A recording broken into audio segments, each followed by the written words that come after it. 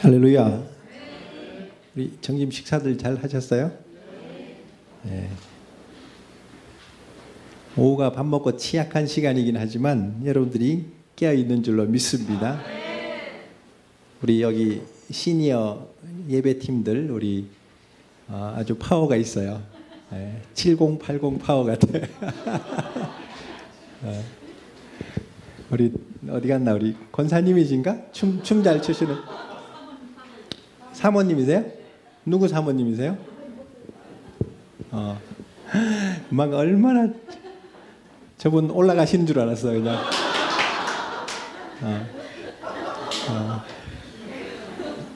우리 사모님은 아마 신경통이나 이런 관절염이 없는 것 같아요.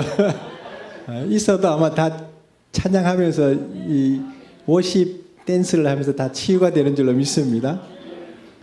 그 몸이 쑤시는 분들은 따라하세요. 보시고 이렇게 아주 이런 워십의 기름 부음이 있습니다.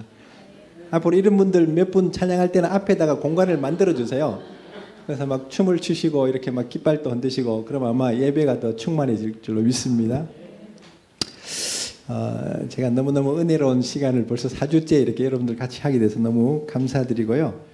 다음 주에는 그 임도연 목사님이 마지막 교회와 이스라엘, 이분이 저희 IMN에서 가정교회, 이스라엘의 가정교회 개척 팀장이신데 정말 저보다 연세가 더 많으신 분이긴 한데요. 목숨을 다해서 지금 이스라엘을 섬기고 있어요.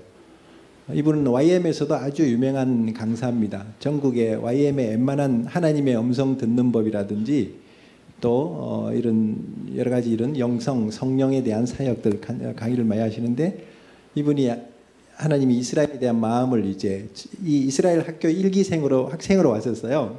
저희가 강의할 때 한 7, 8년 전에 맨 앞에 앉아가지고 열심히 있는 분들은 이 앞자리 안 비워도 보통은 그래서 맨 앞에 앉아가지고 얼마나 사모하면서 듣는지 그러더니 모든 YM 사역을 거의 다 지금 내려놓고 이스라엘에 올인하시는 분이에요. 왜냐하면 마지막 시간표고 하나님의 좌표를 보았기 때문에 그래서 그 YM의 지도자들에게 막 이런 이스라엘 책도 보내시고 그렇게 얘기해도 안 열리는 분들은 안 열리는 거죠. 이제 여러분들이 이렇게 들을 귀가 열린다는 건 정말 복인 줄로 믿습니다. 아무리 선교단체 지도자고 교회 지도자들이어도 이게 계시가 지혜 있는 자들이라고 다 열리는 게 아니라 참 하나님을 사모하고 하나님 나라를 사모하고 어린아이 같은 신령들에게 열리는 거죠. 그래서 아마 여러분들이 찬양할 때도 아주 그냥 어린아이 같은 마음으로 예배하고 찬양하니까 이 계시도 잘 열리는 것 같아요. 우리 주양한 교회가 앞으로 기대가 되고 조금 덜 열리는 분들은 훈련소가 저 성자산 기도원이 있으니까 여기서 조금 못 따라오는 분들은 훈련소로 다시 보내서 기도원에서 좀 삶아가지고 다시 여기 이 백업을 시켜놔야 될 것 같아요. 8월 6일, 7일에 또 24시 50 게더링이 되는데 저희도 참석합니다. 제가 우리 신앙원생들도 몇 사람 1박 2일로 가자 그래가지고 6일부터 우리도 거기서 같이 좀 재워주죠 하면은 그래서 좀 자고 거의 50 게더링도 참석도 하고 제가 또 몇몇 군데 혹시 참여할 수 있는 교회들이 있는지 좀 체크하고 있는데 이런 예배와 기도 운동이 일어난다면요 나라도 교회도 소망이 있는 줄로 믿습니다. 신앙생활은 결국 주님의 멍에를 쥐고 주님을 배우는 것이 신앙생활입니다. 그래서 광야 같은 이 세상에서 하나님이 우리를 이스라엘 백성을 광야에서 죽으라고 광야로 인도하지 않으시고 지나가라고 가나안으로 들어가기 위해서 지나가는 광야가 학교고 훈련장이에요 사실은. 그래서 독수리같이 우리를 훈련하셔서 우리 안에 있는 영성을 깨우시는 하나님의 뜻이 있는데 그걸 모르고 우리가 불평하고 다 이렇게 그냥 하다가 그래서 제가 지난번에 우리 히브리어 단어 하나 알려드렸는데 이건 간단한 단어인데 여러분들 좀 알아놓으시면 좋아요.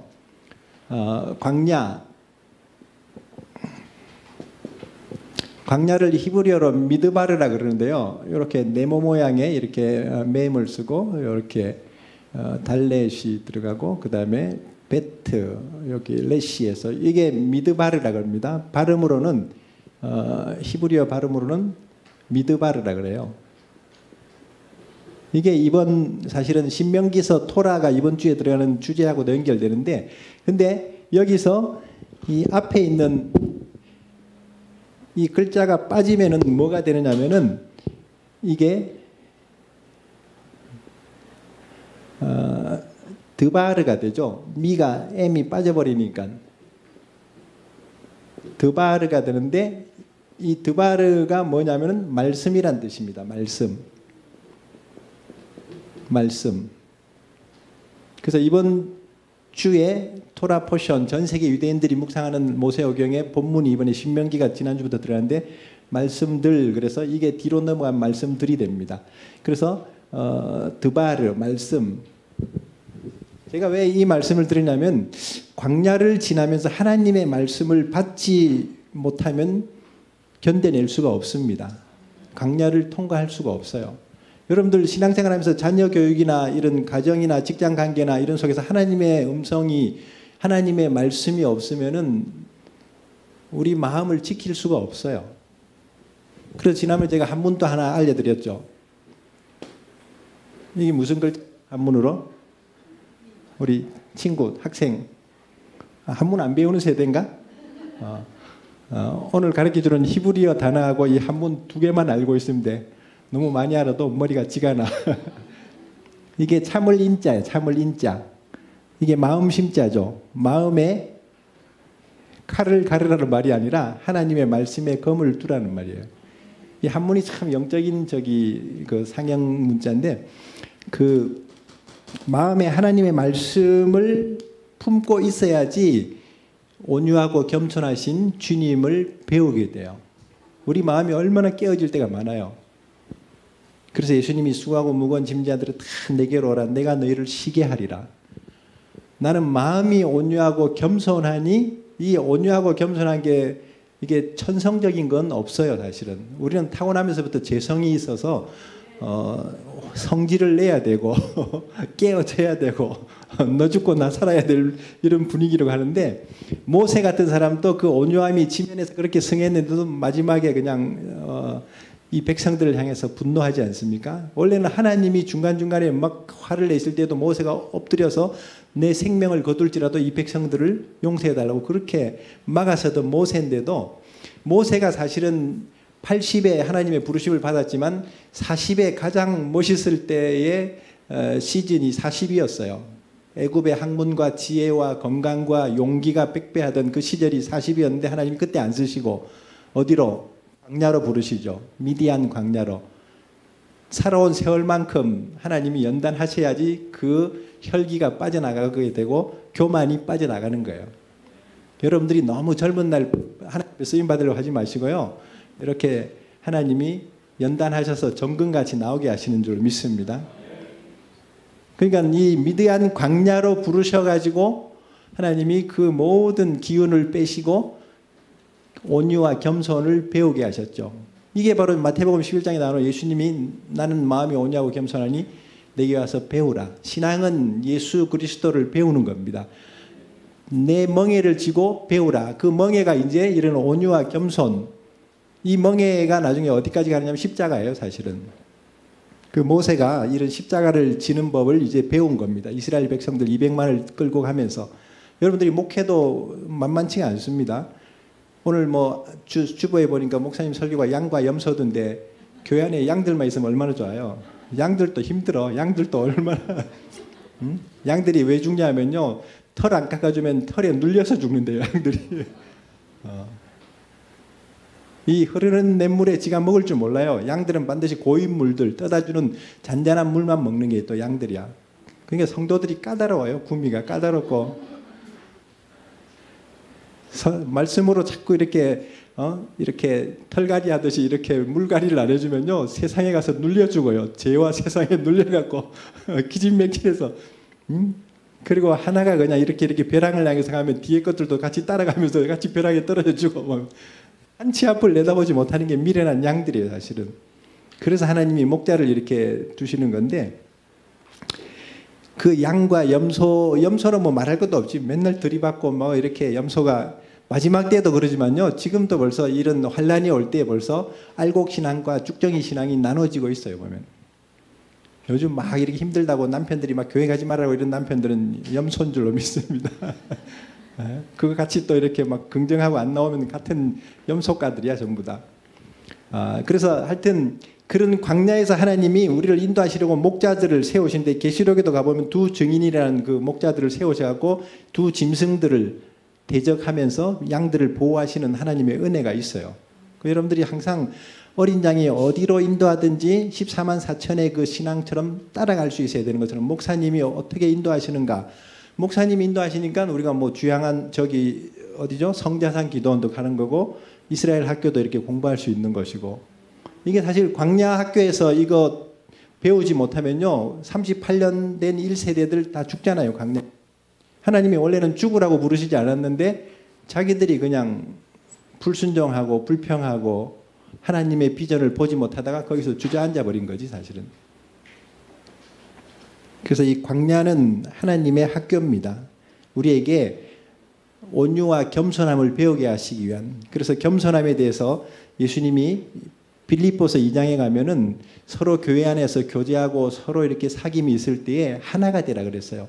서로 다투고 허영으로, 자기 어떤 막 야망이나 어떤 욕심이나 허영으로 하지 말고 나보다 남을 더 낮게 여기라 그랬어요.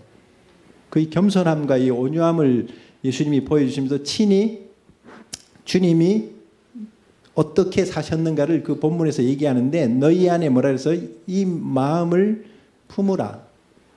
거기서 마음을 영어 성경에 가면 태도라 그랬어요. 자세, attitude라 그래서 너희 안에 이 예수 그리스도의 자세를 가져라. 이 태도를 가져라.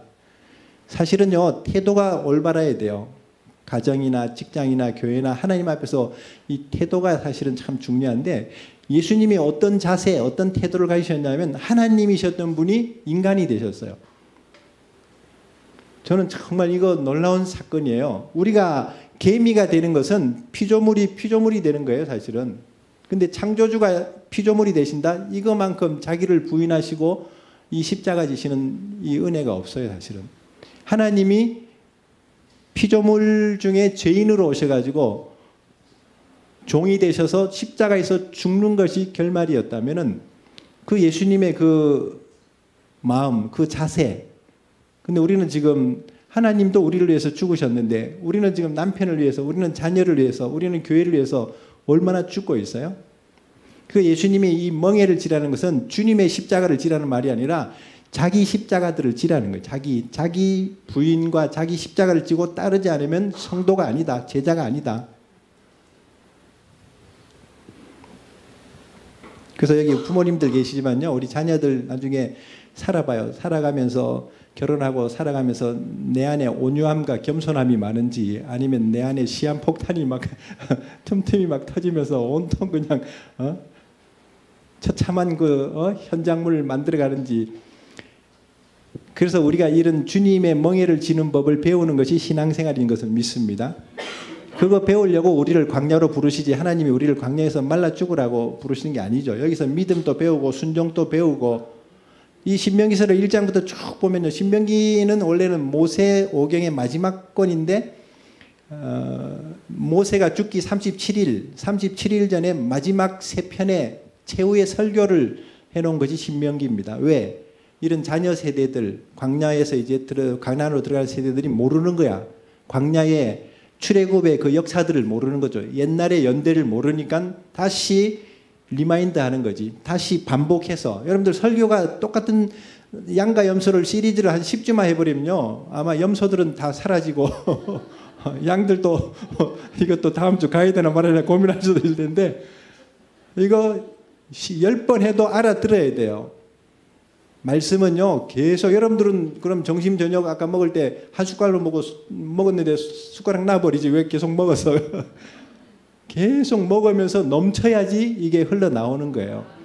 이 말씀이 내 속에 더 풍성하고 충만해야지 창조가 일어나요. 천지 창조도 다 말씀으로 창조가 일어났고, 구원도 다 말씀이 육신이 돼서 우리 가운데 거하신 것이고, 하나님의 말씀이 우리의 삶을 창조하고 치료가 일어나고 역사가 일어나는 거예요. 사실은 말씀이 살아서 운동력이 있으면요, 내 생각과 감정, 내 육신의 연약함들 넘어섭니다.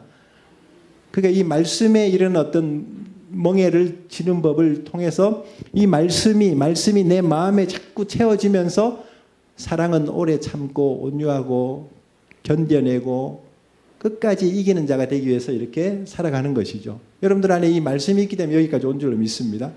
그래서 하나님이 늘 우리보다 앞서서 진을 치시고 앞서서 우리를 인도하시고 구름 기둥 불 기둥으로 늘 낮이나 밤이나 우리를 앞서서 홍해도 가르시고 늘 앞서가시는 그 하나님을 알아야 돼요. 이 광야에서 이 미드바르에서 드바르라는 이 하나님의 말씀을 받지 못하면요 광야의 인생으로 끝나버립니다. 광야의 인생으로. 오늘 제가 이 사가의 오늘 주제가 뭡니까? 마지막 때와 이스라엘.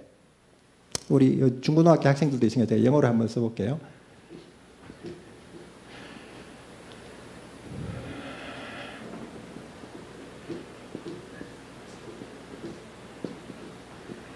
엘은 하나님이니까 제가 항상 이렇게 이스라엘 할 때 이렇게 크게 쓰고요. 이게 이스라엘, 왜 이스라엘인가? 지금 우리가 왜 이스라엘을 공부하는가? 이제 이 관점을 보게 되고요. 두 번째는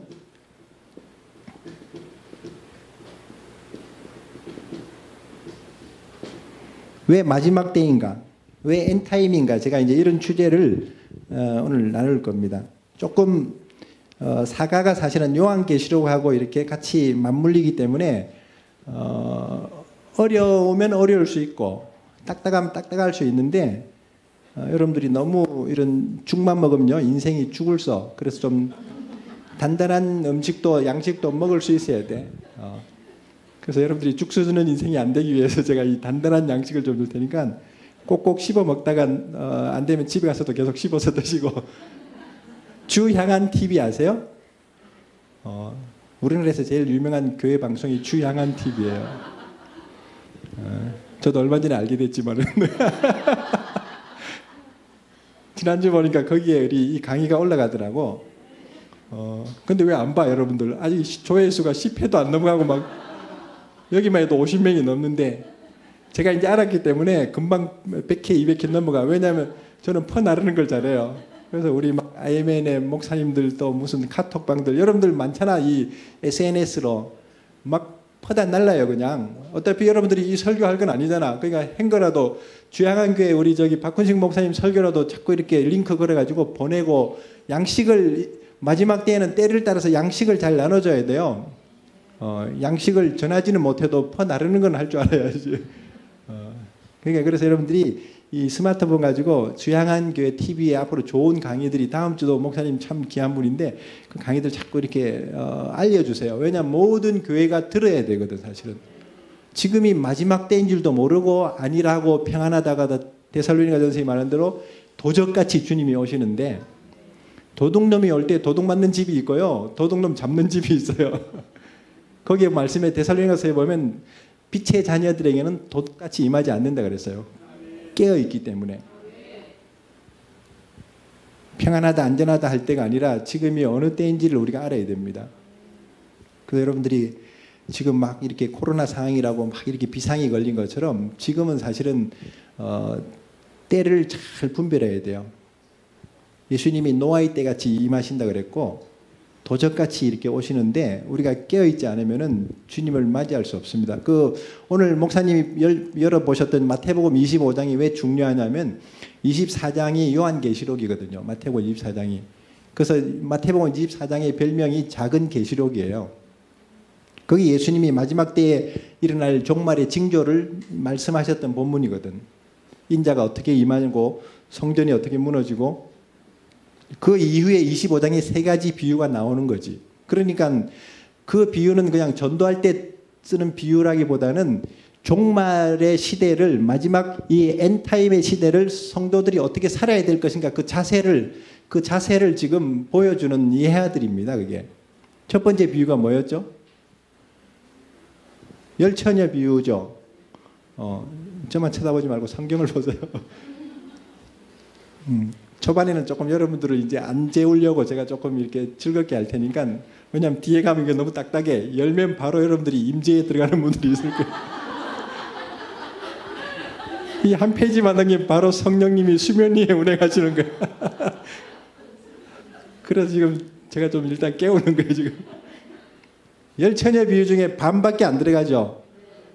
야 얼마나 두려워요. 여기서 여러분들 반만 혼인잔치에 들어가고 반은 못 들어가면 어떻게 되겠어요 여러분들. 실제 노아 시대 때 제가 말씀드렸죠. 지금보다 인구가 2배 이상 되는 150억 정도의 인구 시대였어요. 노아 시대 때가. 근데 8명 외에는 다 죽죠. 그러니까 계시록에도 7교회들 보세요. 에베소 교회, 라오디게 교회 대형 교회입니다. 전통적이고 굉장히 열심을 내던 교회들인데 책망을 받아요. 서머나 교회, 빌라델비아 교회, 그걸 오늘날 용어로 얘기하면 주향한 교회, 성자산 기도 이런 데가 이제 칭찬받는 거야. 이런 믿음을 가지고 하나님 바라보면서 세상을 두려워하지 않고 광야를 두려워하는 것이 아니라 하나님을 두려워하고 경외하는 그런 신앙을 배우기 때문에, 그러니까 이 기름을 잘 예비하는 그 5 처녀들은 깨어 있으니까 똑같이 잠을 잘 수는 있어요. 세상에 환란이 오면 우리가 피할 수 있고 잠들 수 있지만, 그러나 기름을 예비하고 잠을 자고 있는 거지. 이제 그 기름이 뭔지 아세요? 여러분들 예수님이 제일 많이 기도하러 올라간 동산 이름이 뭡니까? 겟세마네. 그 올리브산, 뭐 겟세마네 동산, 뭐 그렇게 감람산 그런 표현이 다 똑같은 말인데, 겟세마네란 그 단어의 뜻이 기름 짜는 틀이란 뜻입니다. 올리브 나무니까 올리브 기름. 여러분들 저 뷔페나 이런 데 가면 막 그 올리브 과일, 그걸 올리브로 또 이렇게 막 저 식용유도 쓰고 막 그러잖아요. 그 올리브 기름이 정말 강하게 이렇게 큰 맷돌, 연자 맷돌 같은 걸로 눌러서 강하게 프레스를 해가지고 눌러가지고 진한 기름을 내는데, 처음 나온 기름은 그냥 뭐 이렇게 장사하고 뭐 이렇게 밥 먹고 뭐 이게 식재료로 쓰지만, 정말 맨 마지막에 나오는 가장 누를수록 강하게 압력받은 기름이, 순한 기름이 성전에 불을 밝히는 성소에 쓰는 기름이에요. 그게 제사장들이. 그러니까 무슨 얘기냐면, 겟세마네 동산을 예수님이 뭐 그냥 올라가신 게 아니라 그 기도의 영성이 거기까지 이르는 거죠. 피와 땀과 눈물을 다 쏟으신 현장이잖아요. 여러분들에게는 이런 교회당이나 기도의 처소가 있어야 돼요. 내가 하나님 앞에 내 마음을 다하고 정말 성품을 다하고 힘을 다하고 뜻을 다해서 하나님 앞에 엎드리는 그런 이 현장이.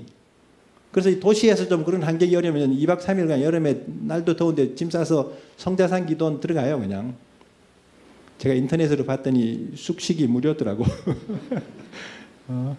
무료라면 다 목숨 걸고 달려들더라고. 그러니까 기도하러 가세요. 나의 겟세마네가 있어야 돼요. 내 인생의 기름을 준비하는 현장이 있어야 되는 겁니다. 그냥 겟세마네가 아니에요. 그 눈물과 땀과 피를 쏟는 그런 신앙이 아니면, 그 고난의 영성이 아니면 깨어 있을 수가 없고 주님을 맞이할 수가 없어요. 그 기름을 예비했다는 의미입니다. 무슨 뭐 전기불 밝히는 뭐 이런 기름을 준비하는 게 아니죠, 사실은.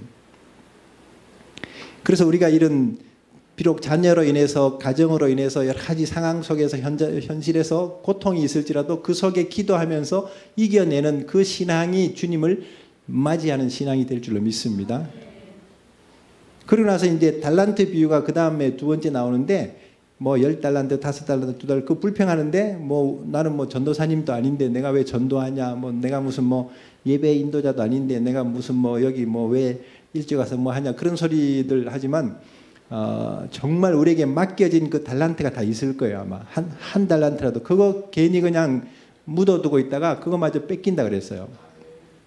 앞으로는 보세요. 양식이 이렇게 준비된 교회들, 마지막 때에 지금 우리가 점심을 먹듯이 때에 맞는 양식을 먹어야 돼. 마지막 때 엔타임의 양식이 준비된 교회로 목마른 영혼들이 와요. 이제 건물이 뭐 화려하고 무슨 뭐 이 시스템이 잘 돼 있어서 오는 게 아니라 마지막 때를 견뎌낼 수 있는 양식을 먹여주는 교회를 찾게 돼 있어요, 사실은.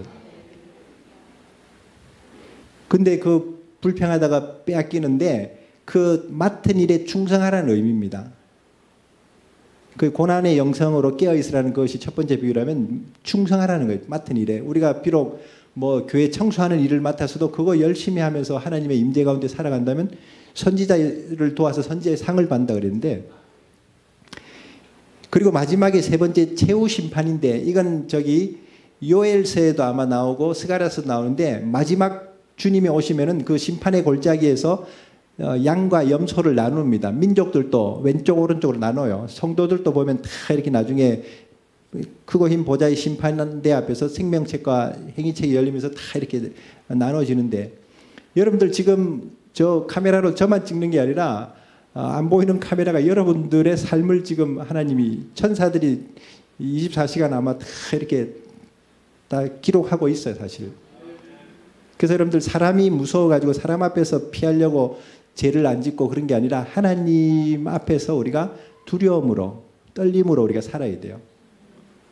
그래서 오늘 이 말씀을 우리가 대할 때도, 야, 이 양식이 뭐 강사는 왔다가 지나갈 수 있지만 하나님의 말씀이 늘 내 안에 있어서 그 말씀의 운동력이 나를 이끌어 갈 수 있도록, 이 말씀이 영적인 내비게이션이거든요. 말씀을 따라서 가다 보면 주님을 만날 수 있는 거야.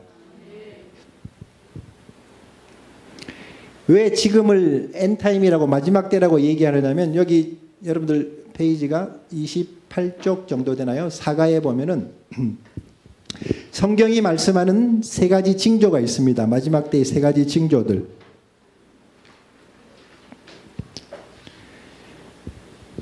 첫 번째는 죄가 가득하면 하나님의 심판이 온다 그랬습니다. 노아 시대 때가 그러하죠. 사람의 마음이, 하나님이 지으신 인간이 너무 악하니까, 모든 계획도 생각도 하는 짓도 다 악하니까 하나님이 한탄을 하시면서 내가 다 이 세상을 쓸어야 되겠구나, 심판해야겠구나. 왜냐하면 하나님의 사랑으로 그 아름답게, 제가 복이란 단어 그때 한문으로 썼잖아요. 하나님이 삼위 하늘과 땅을 다스리신 하나님이 한 사람에게 땅을 주셨는데, 에덴 동산을 주셔서 거기서 하나님의 행복을 누리면서 영생하도록 복을 주셨는데 그 권세를 잃어버리죠, 나중에. 하나님의 말씀을 그래서 이 말씀이, 그래서 이 중요한데, 말씀을 붙들고 있지 않으면 반드시 다른 생각이 틈을 타가지고 넘어지게 만들어요. 유대인들이 왜 이렇게 전 세계를 금융과 과학과 모든 이런 언론과 이런 것들 다 지배하냐면, 이 말씀이 들어가니까 이 사람들이 지혜로워져서 그런 거지. 원래 이 사람들 DNA가 뛰어난 게 아니에요. 여러분들 자녀들에게도 하나님의 말씀이 들어가면 하나님의 리더들로서 준비가 될 줄로 믿습니다. 그래서 이 창세기 6장에 보면 노아 시대 때 세상에 죄가 가득해서 마치 바벨탑이 하늘 꼭대기에 올라가면 하나님의 심판이 임한 것처럼, 제가 하나님의 보좌에 하늘 꼭대기까지 올라갈 때에 하나님이 용납지 않으시는 거예요. 지금도 과학이요, 얼마나 발달하고 있는지, 사람을 이제는 보니까 고기 같은 것도 이 줄기세포 연구한 걸로 가짜 햄버거 진짜 고기 맛보다 더 맛있게 만들어내는 시대가 됐고, 나중에 사람들 무슨 장기도 이렇게 3D 무슨 프린팅인가 그걸로 과학으로 찍어내기도 하고, 점점점 이제 복제 인간을 만들어내는 수준까지 점점 가고 있는 하나님의 신의 영역을 저거 파고드는 거예요, 사실은. 그래서 요즘은요, 이 돈 많은 부자들은, 미국은 120세가 아니라 한 500세까지도 데스 오브 데스라 해서 죽음을 죽이는 그런 어떤 기술을 개발해 가지고 아주 그냥 500세까지 사는 그런 시대로 지금 이제 만들어가고 있는. 물론 나중에 이사야 65장이라든지 천년왕국 시대 가면 그 하나님의 통치 가운데서 자연적인 육체들이 그렇게 장수하긴 하지만 죄를 짓다가 나중에 천년왕국이 끝나면 다시 마귀에게 이제 게임을 받아서 시해하다가 하늘에서 불이 내려서 다 타 죽어버리죠. 그리고 둘 때 심판에 이제 들어가는 걸 볼 수 있는데, 근데 노아보다도 하나님께서 지금 먼저 경고를 해주신 인물인데, 여러분들 성경에 유다서를 한번 펴보세요. 유다서 1장 14절 15절. 자, 어느 분이 한번 읽어주실래요?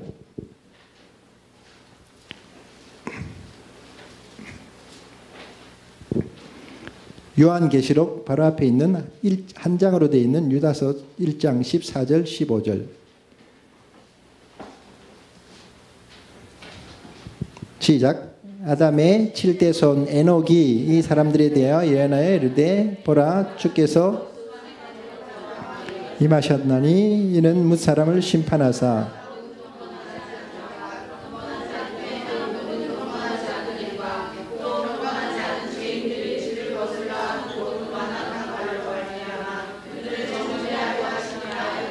아멘. 아담의 7번째 후손 누구? 에녹. 에녹 시대는 예언자 시대가 아닌데도 에녹이 예언을 했다 그러죠. 이건 원래 정경에 66권의 성경에 나오는 내용이 아니라 에녹 일서라는 외경에 나오는 걸 여기다가 발췌해서 유다가 이렇게 가지고 온 건데, 노아보다는 한 600년 정도, 5, 600년 정도 이전의 조상이었죠. 노아보다. 근데 그 에녹에게 어느 날 주님이 나타나셨어요. 어젯밤에 여러분들 꿈에나 아니면 새벽에 기도할 때 주님이 나타나신 분 있어요? 그러니까 이렇게 멀쩡멀쩡 계신 거야. 주님이 나타나시면 다니엘이나 사도 요한처럼 막 기절을 하거나 막 엎드려져야 되는데, 이렇게 멀뚱멀뚱 저를 쳐다보는 분들은 아직은 그 임재가 없는 거야. 그러니까 주님이 어느 날 에녹에게 나타났는데 혼자 오신 게 아니라 누구하고 나타났어요? 수천 수만의 거룩한 자, 천사들과 함께 나타나셨어요. 오늘 이 오후 예배 때에 만일 오산시장이 들어오거나 아니면 무슨 뭐 국회의원들 300명이 여기 탁 들어오면은 들어올 자리도 없으니까 나가라 해야 되겠지. 근데 대통령이나 무슨 왕들이 이렇게 갑작스럽게 방문해도 우리가 당황하고 아주 서프라이즈한 사건이 될 텐데, 만왕의 왕이신 하나님이 오셨는데 천군 천사들과 함께 오셨으니까 이 에녹이 얼마나 기절초풍하겠어요. 근데 좋은 예언이 아니죠. 뒤에 보니까 15절에 경건하지 않은 자들을 다 죽여버린다는 그 얘기죠. 심판이죠. 심판. 사실은요, 우리가 복된 예언도 있지만은 심판에 대한 경고를 들어야지 깨어있게 되어 있어요. 건강한 자녀만 두고 있으면요, 깨어있을 수가 없는데 아픈 자녀가 있으면 깨어있게 되잖아요.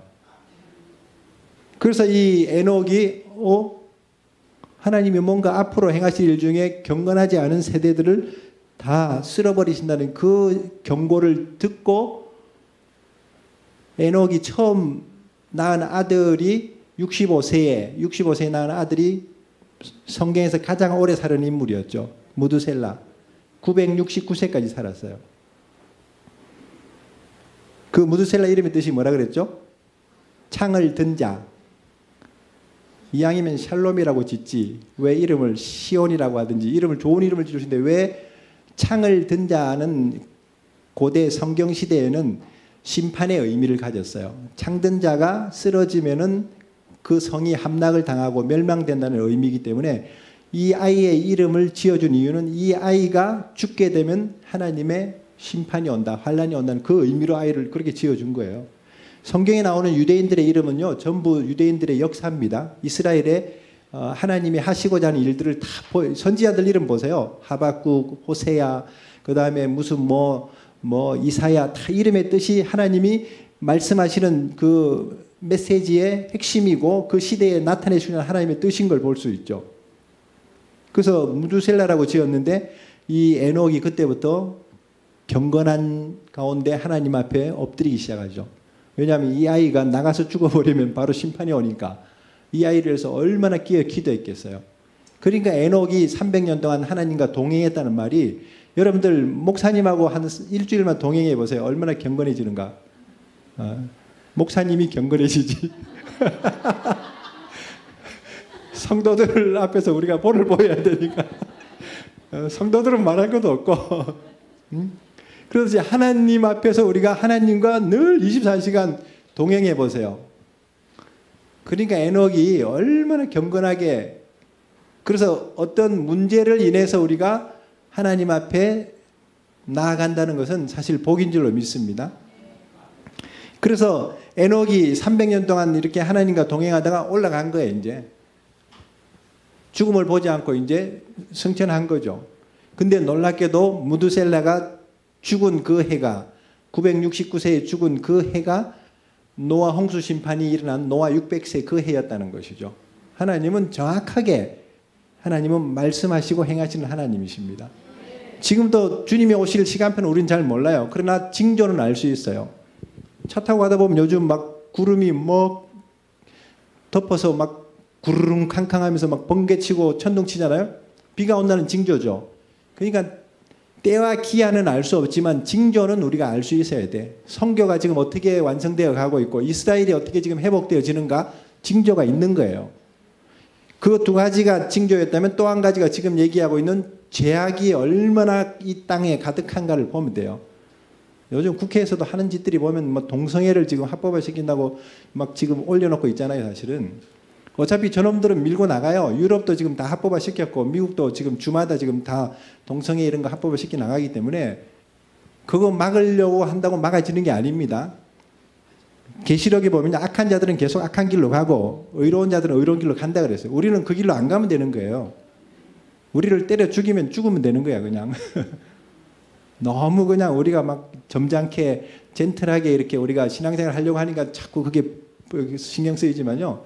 그냥 우리는 하나님 앞에서 주의 길을 가는 거예요, 그냥. 그래서 로마 시대 때도 얼마나 그런 순교자들 막 사자밥이 되고 막 칼에 죽임을 당하고 그래도 믿음을 지키는데 교회는 계속 하나님이 이기게 하셨지. 로마 제국은 무너지죠. 결국 이스라엘을 괴롭히던 바벨론이나 아수르나 이런 페르시아 제국, 헬라 제국 다 무너지지만 이스라엘은 아직 존재하고 있잖아요. 세상 나라는 어차피 무너지는 거예요, 마지막 나팔에. 우리가 그 결론적인 믿음을 가지고 있으면 전혀 이런 상황에 너무 휘둘려서 두려워할 게 아니죠, 사실은. 그래서 우리가 성령의 충만함을 잊게 되면요, 이 세상에 이런 어떤 차원이 아니라 하나님의 차원으로 믿음의 세계로 들어가면요, 초월하게 되는 거예요, 사실은.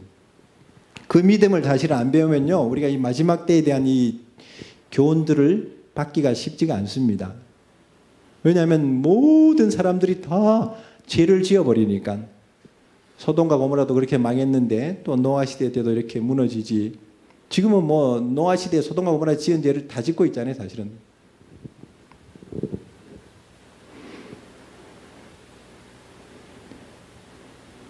그래서 그 창든 자 무두셀라가 죽으면서 하나님의 심판이 온 것이 노아 홍수 심판이었는데, 창세기는 물의 심판이었어요.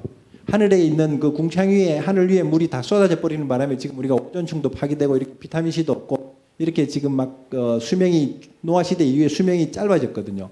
죄를 많이 지을수록 수명이 짧아져요, 사실은. 환경도 파괴되었는데 이것이 회복되는 것이 예수님이 오셔가지고 천년왕국이 이루어지는 그 시기인데, 그러니까 수명이 길어지는 거예요, 또 이제. 그리고 휴거된 성도들은 영생을 얻는 거지. 그래서 노아의 이 심판은 물의 심판이었다면 계시록에 오는 마지막 때의 지금 심판은 뭡니까? 불의 심판이에요. 요한계시록 한번 열어보세요. 제가 늘 얘기하지만 성경을 덮어놓고 믿지 마세요. 성경을 열어놓고, 계시록을 열어서 보라고 주신 본문이지 어렵다고 덮어놓는 게 아니에요. 읽기만 해도 복이 있다 그랬어요. 읽고 듣는 자가 복이 있고 지키는 자가 복이 있다 그랬고, 혼인잔치에 들어가는 자가 복이 있고 주 안에서 죽는 자가 복이 있고 두루마리를 빠는 자가 복이 있고, 이게 하나님이 정말 그런 복을 주시는 본문이 있는데 우리가 지금 복을 못 받고 있는 거지, 사실은.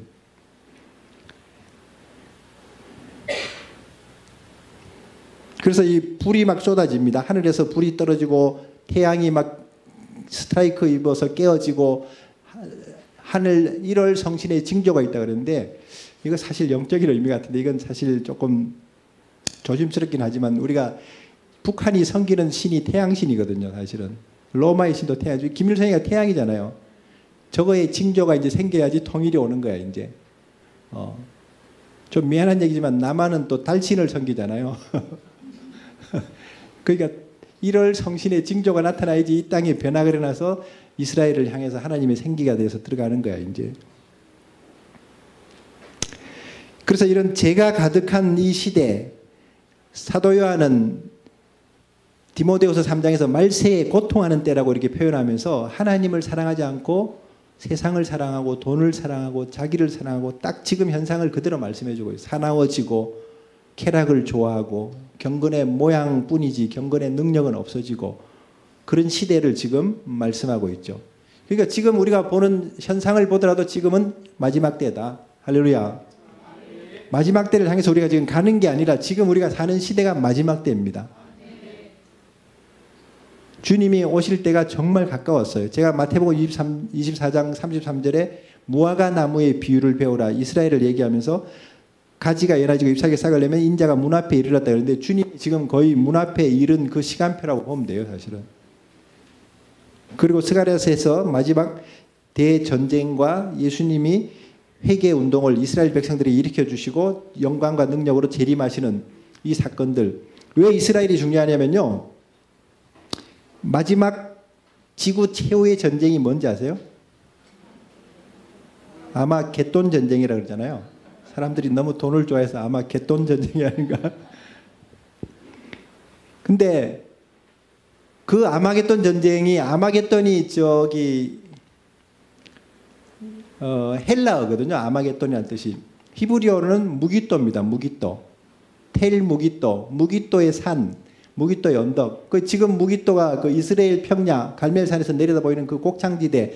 거기가 전쟁터입니다. 이전에 애굽하고 이스라엘이 싸우다가 거기서 이제 뭐 요시야 왕이 죽고 하는 그 다 보면 전쟁터가 마지막 전쟁도 다 2억의 군대가 계시록에 보면 2만만이 2억의 군대가 거기에 직결해서 예루살렘을 에워싸기 위해서 이제 딱 정렬하는 곳이 그 무기또거든요.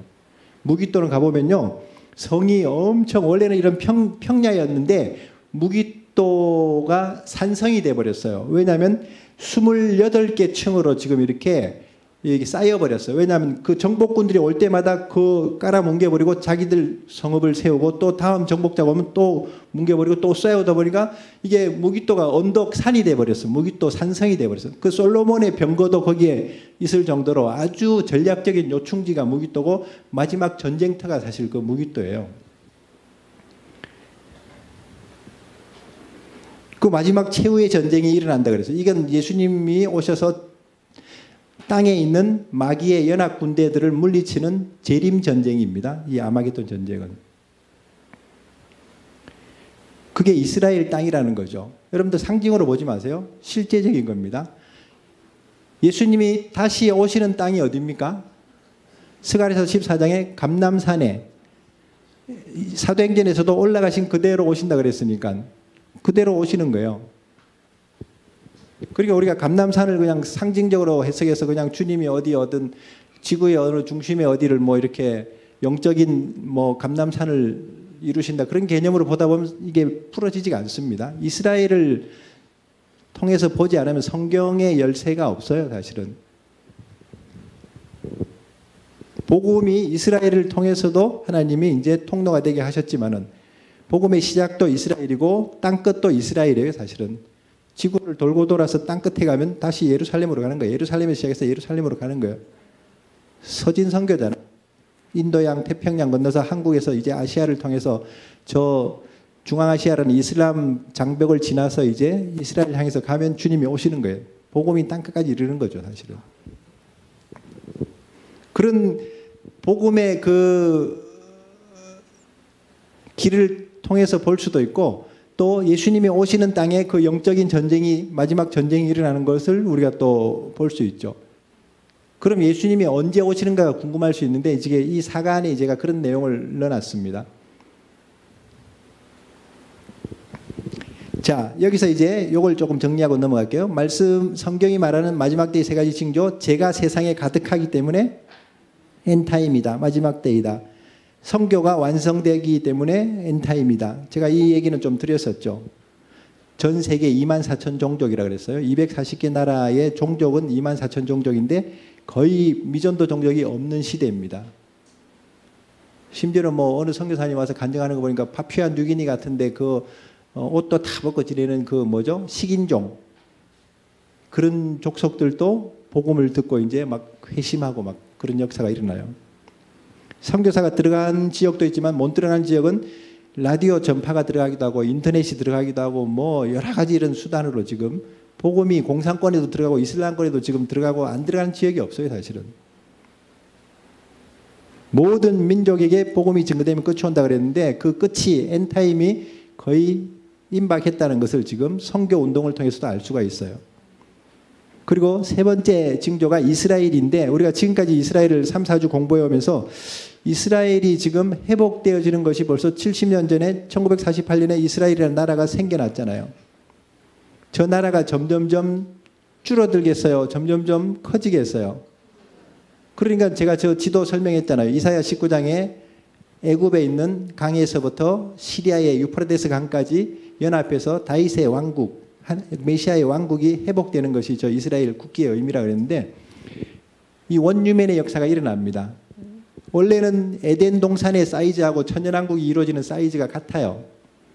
거기 보면 계시록에 보면 그 12,000 스타디온 그 새 예루살렘이 내려올 때 그 길이 나오는데 그게 2,200km라 그러잖아요. 그러니까 이집트에서 시리아까지 이스라엘을 통과하는 직선 거리가 2,200km거든요. 사실은 조금씩만 추정해 보면요, 계시록 창세기에 내 강이 발원한다고 나오는데 애굽에 있는 그 나일강 그 줄기들하고 저 터키에서부터 내려오는 유프라테스 티그리스강을 히데겔 강이라고 그러죠. 창세기에 그 강들이 나중에 하나로 이제 모여지면서 거기가 다시 에덴에 회복이 되는 천년왕국의 그 쿼터가 되는 거죠. 그게 이제 주님이 회복하시는 천년왕국이고 새하늘과 새 땅이 열리면서 이제 거기가 캐피탈처럼 이제 그 중심 역할을 하면서 새하늘과 새 땅 하나님의 나라가 열리는 그 구도로 가는 개념들을 좀 이해하면 됩니다. 이스라엘은 여하튼 육신적인 나라도 회복됐지만 메시아닉 교회라는 메시아닉 주이시라는 유대인들이 예수님 믿기 시작하고 저분들이 바루카바 베셈 아도나이라고 마태복음 23장 39절에 찬송하리로다 주의 이름으로 오시니 할 때까지 나를 보지 못하려 했는데 주님을 환영하기 시작하는 거야. 이제 유대인들이. 놀라워요. 이 유대인들이 워낙 말씀에 이 정체성을 가지고 있었던 민족이 돼서 그런지 구약 성경을 저희한테도 와서 한 1990년부터 와서 막 성경을 이렇게 구약을 가지고 자기들의 부르심과 그 사명을 얘기해 주는데 평소에 우리가 듣지 못한, 여러분들도 몇 주지만 제가 받은 걸 그대로 이렇게 패스하는데도 지금 새로운 얘기들이 많잖아요. 너무너무 유대인들에게 하나님의 말씀의 이 계시가 있는 걸 보게 되죠. 그런가 하면 또 우리가 이제 마지막 엔타임이나 이런 교회의 완성에 대해서는 이방인 교회들이 또 갖고 있으니까 잘 만난 거예요, 서로가. 그래서 이런 하나님의 말씀에 이런 어떤 성취들이 이스라엘을 통해서 일어나는 걸 볼 수가 있죠. 그래서 저희가 이제 이 마지막 때에 마치 저런 퍼즐이 있다 그러면요, 한 조각이 마지막 맞춰져야지 하나님의 나라가 완성이 되는데 이스라엘이란 마지막 퍼즐이 지금 맞춰지고 있는 시간표가 지금 우리가 살고 있는 이 시간표죠. 이제 여러분들이 이스라엘 들어가 보면 실감나요. 20년, 30년 전에 이스라엘 가는 사람들은 공항에서부터 다 빨가벗겨져가지고 그냥 온 수색을 받고 그 이스라엘 한번 들어가는 게 무슨 정말 어디 공산국가 들어간 것보다 더 힘들 정도로 그렇게 보안이나 이런 검색이 철저했었는데 요즘은 뭐 수월하게 또 많이 들어가요. 그리고 유대인들이 예수님을 믿는 사람들을 얼마나 원수같이 여겼는데 지금은 그 벳예후다 거리에서 찬양하는 그 한국 선교사들 히브리어로 막 노래 부르고 하면 눈물 바다가 돼요. 그냥 저 우리 사모님 같이 막 주변에서 막 유대인들은 춤을 잘 춰요. 춤을 추고 막 서로 막 허깅을 하면서 기뻐하면서 점점점 마음을 하나님이 부드럽게 하고 계시고 그 스가랴서 12장에 말한 대로 은혜를 구하고 용서를 비는 영을 막 부어주는 은혜들이 나타나고 있어요.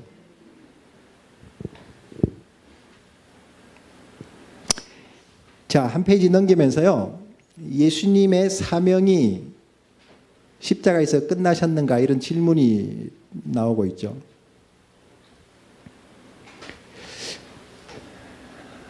여기는 이제 그렇지 않아요. 대부분 교회들 가면요, 여기 강대상이나 옆에 보면 막 푸른 초장에 양떼들이 막 뛰어놀고 예수님이 지팡이, 모세 지팡이 같은 거 짚고 막 새끼 양 하나 안고 있고 막 저기 저 양재동에 가면 온누리교회 양재성전 그 햇불회관이라고 거기도 가면 큰 외벽에 돌로 막 그렇게 조각을 이렇게 해놨는데 제가 이렇게 양이 몇 마리인지 다 세봤더니 한 27마리 정도 되는 것 같아요. 제가 그 숫자만 세겠어요? 그 양들이 다 어디를 쳐다보는가 했더니 그 눈가리가 아무도 목자를 쳐다보는 양들이 없어. 제가 그 장면을 보는 순간 눈물이 났어요. 왜냐하면 우리가 목자 노릇하기 참 힘들다. 성도들이 목자를 쳐다보는 성도가 없을 텐데 목자들이 참 서글프겠다. 근데 정말 가보세요. 그 양재동 거기 햇불회관 갈 일 있으면은 그 양들 안고 있는 그 새끼 양조차도 고개를 딴 데 돌리고 있어. 정말 목자도록 하기 힘들어. 다 풀 뜯어먹고 땅만 쳐다봐요. 오늘날 교회가요, 땅에 목회를 하면 안 돼. 땅만 쳐다보고 전부 그러고 있는데 아까 빌립보서 말씀드린 예수님만 불쌍하죠. 내가 이것들을 위해서 죽어야 되나. 근데 제가 왜 얘기를 하냐면 이거는 예수님이 이사야 61장에 말한 대로 은혜의 해를 선포하러 오셨다고 한 것이 초림이거든요. 성령이 주의 영이 내게 임하셔서 기름 부으셔서 상한 자들을 고치시고 병든 자들을 치료하시고 뭐 아픈 자들을 싸매주고 그러면서 은혜의 해를 선포하신 것이 초림이었다면 그게 이제 양과 목자의 그런 비유죠. 그렇다면 그 다음 본문도 있어요. 우리 하나님의 보복의 날을 선포하신다 그랬어요.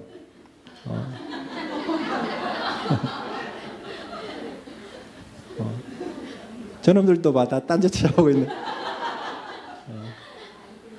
저게 지금 왜 쟤만 안고 있나 지금 그거 보고 있는 것들이지 예수님을 쳐다보는 것들은 없어 지금 보면은. 근데 우리 하나님의 보복의 날을 선포하신다는 그 본문이 재림을 말하는데 그걸 놓치고 있어요. 심지어는 세례 요한도 놓쳤어요. 그래서 세례 요한이 회개하라 이 독사의 자식들 하면서 도끼가 나무 뿌리에 놓였다면 다 죽여버리겠다고 막 외치죠. 그거 사실은 예수님의 심판, 재림을 의미하는데 세례 요한은 회개의 복음과 이 심판을 같이 다 전한 거예요. 사실은 초림과 재림을 다 선포한 거예요. 그러니까 이게 이 선지자들도 헷갈리니까 우리도 얼마나 헷갈리겠어. 그러니까 은혜의 해를 선포하신 것이 예수님의 초림이었다면 우리 하나님의 보복의 날이 계시록이거든요. 하나님의 심판의 날이 지금 오고 있어요. 에녹에게 잠깐 노아의 홍수 심판을 얘기했을 때 경건하게 하나님 앞에 서 있었던 것처럼 우리가 계시록의 이 양식을 통해서 하나님의 심판이 얼마나 두려운지, 그래서 계시록의 14장에 가면 천사들이 세 천사가 날아가면서 복음을 3번 전합니다. 하나님만 경외하라. 하나님을 두려워하라. 그리고 바벨론은 무너진다. 이 세상 나라 바벨론은 무너진다. 3번째는 짐승의 표를 받지 말라 그래서 어떤 분들은 보니까 무슨 뭐 666이니 뭐 짐승의 표 그런 게 뭐 우리하고 무슨 상관이냐 구원하고 천만의 말. 거기 보면 14장에 보면 표를 받는 자는 지옥에 들어간다 그랬어요. 영원한 불못에 들어간다고 분명히 나와 있거든요. 그러니까 성경을 그냥 계시록은 덮어놓고 앞에까지만 보는 거야. 그 결론까지 봐야 돼 사실은. 그러니까 하나님의 그 심판의 날이 분명히 이제 온다는 것을 우리가 해야 되는데 너무 오늘날 교회들은 초림 목회만 하고 있어요. 제가 그래서 당장 제가 그림만 좀 그릴 줄 알면요 이런 벽 가만 안 놔둬요 저는. 계시록 19장에 백마를 타고 입에서 막 불이 나오고 입에서 검이 나오는 게 무슨 칼이 나온다는 말이 아니라 말씀의 검이에요. 약속하신 말씀으로 심판하신다는 거예요. 구원도 그래서 양날의 검이라고 표현하죠. 좌우의 날성검. 하나는 구원의 날이고 하나는 심판의 날이거든요. 그 백마를 타고 천사들과 함께 이 세상 나라를 심판하고 이 진노의 포도주틀을 밟으시기 위해서 오시는 그 모습이 보여야 돼요 사실은. 여러분들이 기도하다가 안 보이면 이런 데라도 붙여놓으면 사람들이 막 이야 주님이 곧 오시겠구나 깨어있게 되는데 맨날 양 그 눈 딴 데가 있는 그 양들 안고 있고 맨날 그냥 쓰다듬고 있는 그런 것만 보니까 맨날 자기만 이렇게 위로해주고 자기가 회복돼 치료되고 이러고 있는 목회를 하고 있는 거예요 사실은. 제가 사실 청년 때는 저기 신촌에서 대학생들하고 대학교회 하면서 청년들 간사들 막 데리고 막 열심히 했는데 교회보다 선교단체 학생들이 그래도 조금 더 영성이 있고 좀 순수한 줄 알았더니 나중에 다 뒤집어 놓고 보니까 전부 죄 짓는 건 똑같은 거예요 보니까. 그때 이후로 제가 사표 내버렸어요. 나 이런 목회 못하겠구나. 그 이후로 하나님이 저를 이렇게 이 편안한 목회를 안 시키고 이 광야로 불러내가지고 이런 필드를 돌아다니게 하셨는데, 근데 예수님의 초림에서 사명이 끝난 게 아니라 여러분들 십자가를 볼 때에도 이 십자가에 못 박이신 예수님의 구원만 보지 마시고요. 그 머리 위에 있는 팻말이 있어요. 거기에 뭐라고 써졌냐면 나사렛 예수 유대인의 왕이라고 써졌는데 여기 지금 본문에 나오죠. 요한복음 19장에. 3가지 말로 써졌어요. 하나는 이스라엘 사람들이 쓰는 히브리 말로, 또 하나는 그 당시에 지배 국가인 로마 말로 썼고, 세상의 공용 언어, 지금으로 말하면 영어로 쓴 거죠. 헬라 말로 써져 있었어요. 그 히브리, 로마, 헬라 말로 유대인의 왕 나사렛 예수라고 누가 빌라도가 썼어요. 이 빌라도가 믿지도 않는 저기 독재자인데도 하나님이 어떨 때는 세상 지도자를 통해서도 고레스 같이 하게 하실 일들이 있어 보면. 그래서 그 유대인의 왕이라고 썼습니다. 예수님은 지금 초림이 왕으로 오신 게 아니잖아요. 아까 빌립보서에 종으로 오셔가지고 죽으셨다 그랬거든요. 그럼 뭐냐 하면 이건 예고편이에요. 예수님이 다시 유대인의 왕, 이스라엘의 왕으로 오신다는 예고인데 우리는 여기에는 주목 안 합니다. 예수님의 보혈의 능력에는 주목을 하지만은 오늘날 그래서 교회가 복음학교, 로마서 1장부터 8장까지 복음학교는 열려 있는데 9장, 10장, 11장에 이스라엘에 대한 비밀을 모르고 있죠. 그리고 어떻게 우리가 헌신의 삶을 살면서 하나님의 나라에 들어가야 될지를 로마서 16장까지를 종합적으로 모르고 있는 거죠. 여기만 그런 말씀이 나오는 게 아니라 계시록에도 보면요. 5장 5절에 요한이 막 울고 있어요. 장로들 앞에서 이 심판에 여러분들 오늘 어차피 뭐 계시록 얘기니까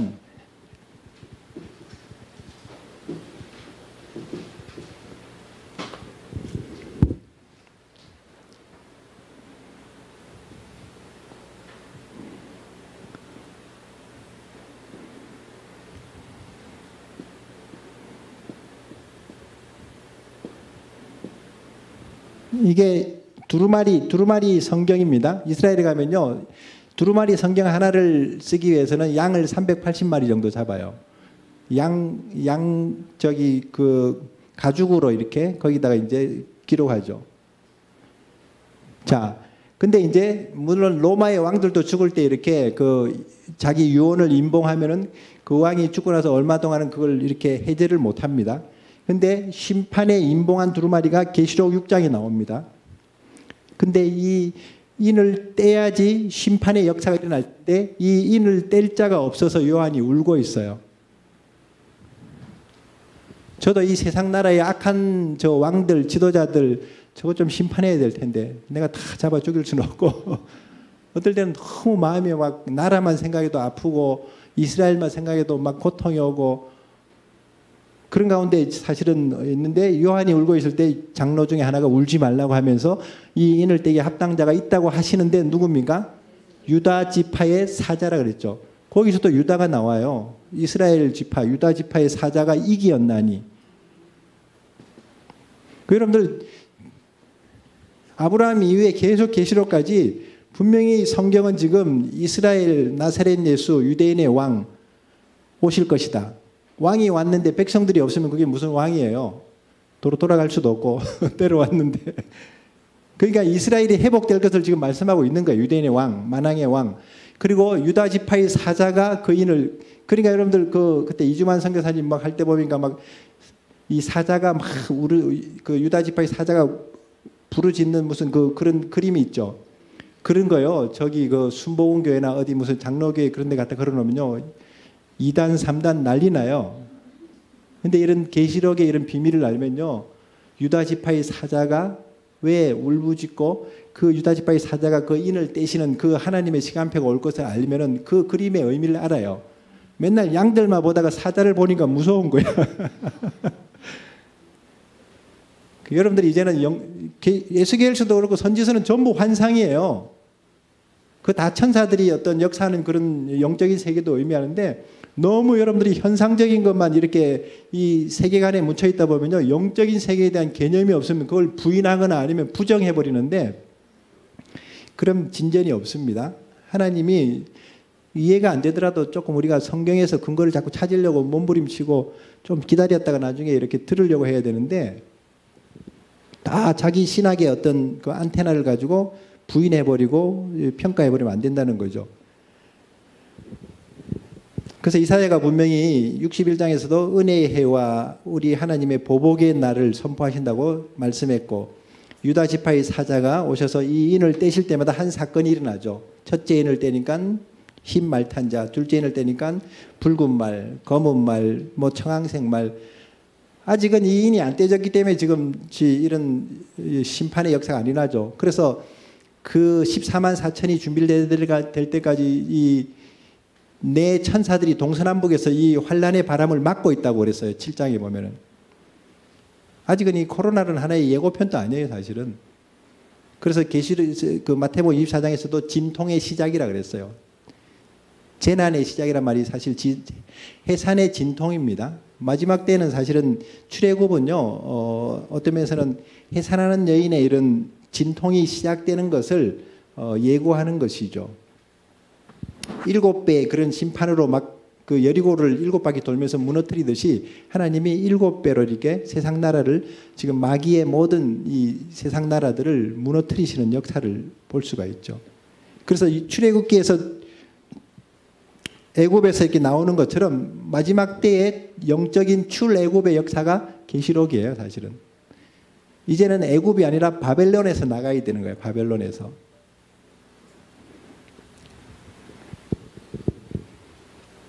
그래서 지금 예수님의 사명은 끝나지 않았다는 것을 지금 그 얘기를 드리고 있어요. 그리고 이스라엘만이 예수님을 죽인 게 아니라 이사야서 말씀대로 우리의 죄악을 인하여서 우리의 허물을 인해서 죽은 것이지, 이스라엘은 제사장 나라로서 그냥 제사장이 양을 잡아야 되는 것처럼 제사장 나라이기 때문에 이런 비극적인 그 악역이라 그러나요? 비극적인 운명의 역할을 담당했던 게 이스라엘이었다는 거죠.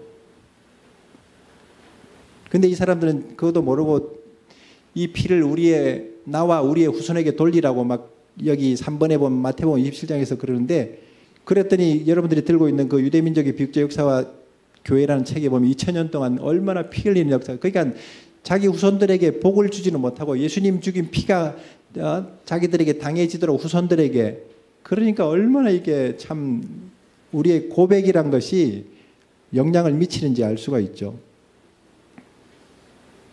그런데 예수님은 오셔가지고 여기 4번에 스가랴서에 말씀하는 대로 이스라엘을 향해서 마지막 메시아의 계시를 부어주십니다. 할렐루야. 내가 다윗의 집과 12장 10절에 예루살렘에 사는 사람들에게, 이건 3번역입니다. 은혜를 구하는 영, 용서를 비는 영을 부어주신다. 그러니까 얼마나 자기들이 메시아가 아닌 줄 알고 죽여버렸는데, 그 죽인 메시아가, 찔러 죽인 메시아가 보니까 그대로 재림하시는데 자기들이 충격받는 거지, 이제. 그래서 회개하는 거예요. 아, 우리가 메시아를 죽였구나. 우리가 메시아를 이렇게 눈이 가려져서 보지 못하고 있었구나. 그게 지금 엉뚱한 짓들을 하고 있어요. 메시아가 오셔서 계시록 에스겔서 40장부터 보면 새 성전이, 천년왕국 성전이 이루어지는 게 그게 주님의 나라인데, 근데 지금 저 이스라엘은 제3성전 세우겠다고 저렇게 지금 몸부림치고 있잖아요. 저 성전은 지금 나중에 적그리스도가 나중에 등장하는 무대가 돼가지고 저기서 자기가 이제 하나님의 노릇하면서 아주 그냥 악한 일을 행할 텐데, 유대인의 세계관이 이 성경적인 세계관으로 변환이 안 되면 저렇게 어리석은 일들을 하게 되는 거죠. 그날이 오면 예루살렘이 슬퍼하고 장자가 죽은 것처럼, 독자를 잃은 것처럼 애통해야 한다고 이렇게 말씀했는데, 이런 초자연적인 계시가 이스라엘의 민족에 부어지면서 회개의 역사가 일어납니다. 이걸 마지막 대속죄일 같은 역사예요. 계시록에 나팔 불 때의 심판이 임하죠. 그죠? 나팔절입니다. 예수님의 초림은 봄의 절기예요. 6월절 어린 양이 되셨죠. 초실절에 부활하셨죠. 오순절에 성령으로 강림하시잖아요. 그 봄의 새 절기를 통해서 초림이 완성됐다면, 지금은 예수님의 재림은 가을의 절기, 나팔절, 대속죄일, 초막절, 천년왕국으로 들어가서 안식에 들어가는, 그러니까 나팔절에 세상 나라의 심판을 이루시고 마지막 나팔에 주님이 오시는 겁니다. 계시록 11장 15절에 마지막 나팔에 이 세상 나라가 우리 주와 그리스도의 나라가 된다 그랬죠. 그 저는 하나도 눈 깜짝할 것도 없어요. 세상이 뭐 코로나가 아니라 뭐 코로나 할아버지가 와도 저는 어차피 이 세상은 무너지는 나라고 주의 나라가 임한다는 그 믿음이 있기 때문에. 그래서 그 나팔절, 그 이스라엘은 지금도 가면요, 나팔절이 우리 달력으로는 9월 달입니다. 9월이 자기들은 유대력으로 신년, 로시아샤나 새해가 시작되는 거예요. 그 막 나팔 불고, 자기들은 또 이제 대속죄일이 나팔절 10일째가 대속죄일이니까 죄가 있으면은 그 나라에 들어가지 못하니까 정말 나팔절 30일 전부터, 한 달 전부터 벌써, 그러니까 나팔절 10일까지 해서 40일 동안 이 사람들은 회개해요. 유대인들한테 돈 받을 거 있으면 이때 들어가서 받아야 돼. 이 사람들이 경건해져 가지고 이제 막 자기 잘못을 서로 막 회개하고, 나팔을 막 도시마다 나팔을 불면서 회개하고 하나님 앞에 엎드리는 시간들이에요. 그러다가 대속죄일에 죄 없이 함을 받고 나서 이제 7일 후에 초막절, 그 하나님의 장막으로 들어가는 그 은혜, 이게 예수님의 재림의 절기거든요. 그리고 이게 사실은 성경은 구약부터 쭉 다 일맥상통하게 연결되어 있는 것이지 끊어지는 게 아니에요, 사실은. 여러분들 여기 예배팀들이 나와서 막 예배하는데 사실은 요한계시록 자세히 1장부터 20장을 읽으면요, 하늘의 천상의 예배가 많이 나와요. 제가 복도 한 7번 나온다는데, 계시록에 우리 예배사역계 중에 한 분이 계시록을 이렇게 같이 이렇게 공부하다가 요한계시록에도 한 7번의 이 예배 장면이 나온대요. 심판하실 때 막 천사들이 막 다 이루었다고 하면서 막 즐거워하는 장면도 있고요. 또 막 하나님 앞에 신원하고 기도할 때 또 거기서 막 하늘문이 열리는 데서 또 천사들이 막 예배하면서 피조물들까지도 다 하나님 앞에서 막 무슨 오케스트라처럼 완전히 그냥 협주가 막 이루어지는 것처럼 예배하는, 그 계시록의 그 죽임 당하신 어린 양 그 찬양 있잖아요. 그런 가사들을 가져와서 한번 불러보세요. 여러분들 새 노래가 그냥 무슨 뭐 모르는 노래 막 부르는 게 새 노래가 아니에요. 앞으로 오시는 예수님의 재림을, 그 계시록 14장에 보면 14만 4천이 부르는 노래는 아무나 못 부른다 그랬어요. 그 순교자들의 노래니까. 그 정말 기도하고 정말 하나님의 나라를 바라보면서 드리는 그 예배가 점점점 이렇게 이제 발전이 돼야 됩니다.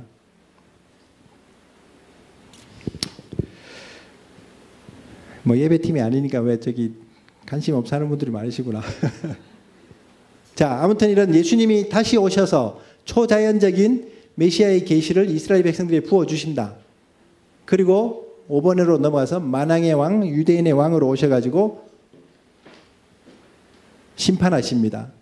예수님이 재림하시는 본문이 19장이거든요. 아마겟돈 전쟁이 16장에도 나오고 19장에 나오는데, 하늘의 군대들과 깨끗한 세마포 옷을 입은, 백마를 타고 깨끗한 세마포, 흰 옷을 입고 아주 빛나는 세마포와 백마를 타고 오니까, 여러분 그러니까 성경에 보면요, 구름을 타고 오신다 이런 표현들도 하지만 그게 저런 무슨 뭉게구름을 타고 예수님이 홍길동같이 오신다는 그런 개념이 아니에요. 성경을 전반적으로 봐야 돼요. 우리 눈으로 보기에 그게 구름처럼 보이지만은 백마 군대들이 오는 거야. 백마를 타고 흰 옷을 입은 성도들과 함께 주님이 재림하시는 장면이 멀리서 보면 우리가 구름대 같이 그래 보이는 현상이죠. 시편 18편에도 보면 구름을 타고 나르신다는 표현이 그 구름이 아니라 그 그룹이라 그랬어요.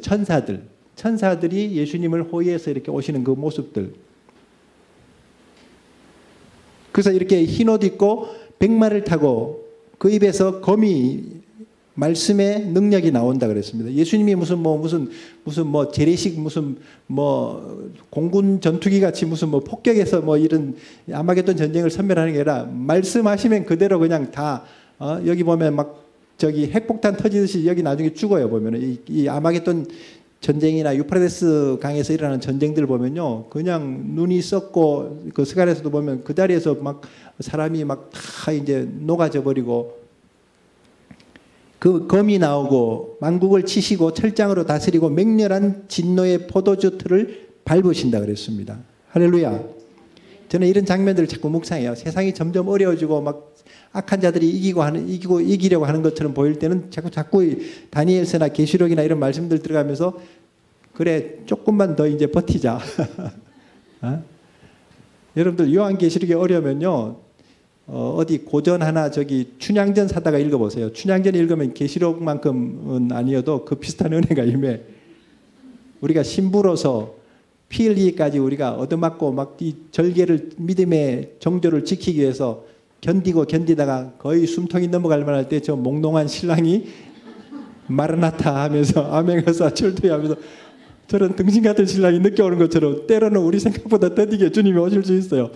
그러나 주님이 정확한 하나님의 시간에 하나님의 말씀을 따라서 오셔가지고 우리를 구원하시고 이 적그리스도, 적사도 같은 변학도를 갖다가 적사도를 물리치시고 우리를 구원하신다는 거지.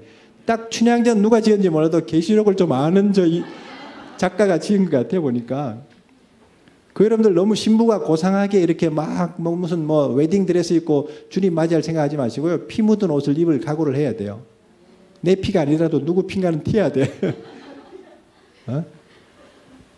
다 보세요. 계시록 4장에서는 그 수정같이 맑은 유리바다라고 천국 장면을 표현했는데 14장에서 순교자들이 막 일어나면서 주님이 오시는 그 시간, 재림 직전의 상황은 뭐라 그랬습니까?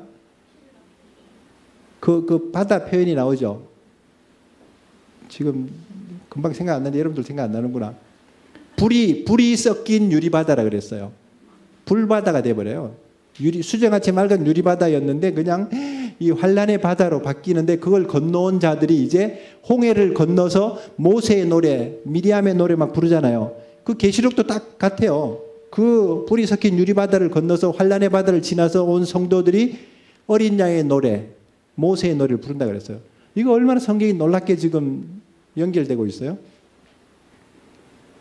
그래서 여러분들 안에도 그런 한 주일간의 삶에 고난이 있을지라도 그것을 믿음의 노래로, 하박국처럼 믿음의 노래로 승화시켜서 예배를 드리고 그런다면요, 정말 하나님의 은혜가 나타날 줄 믿습니다.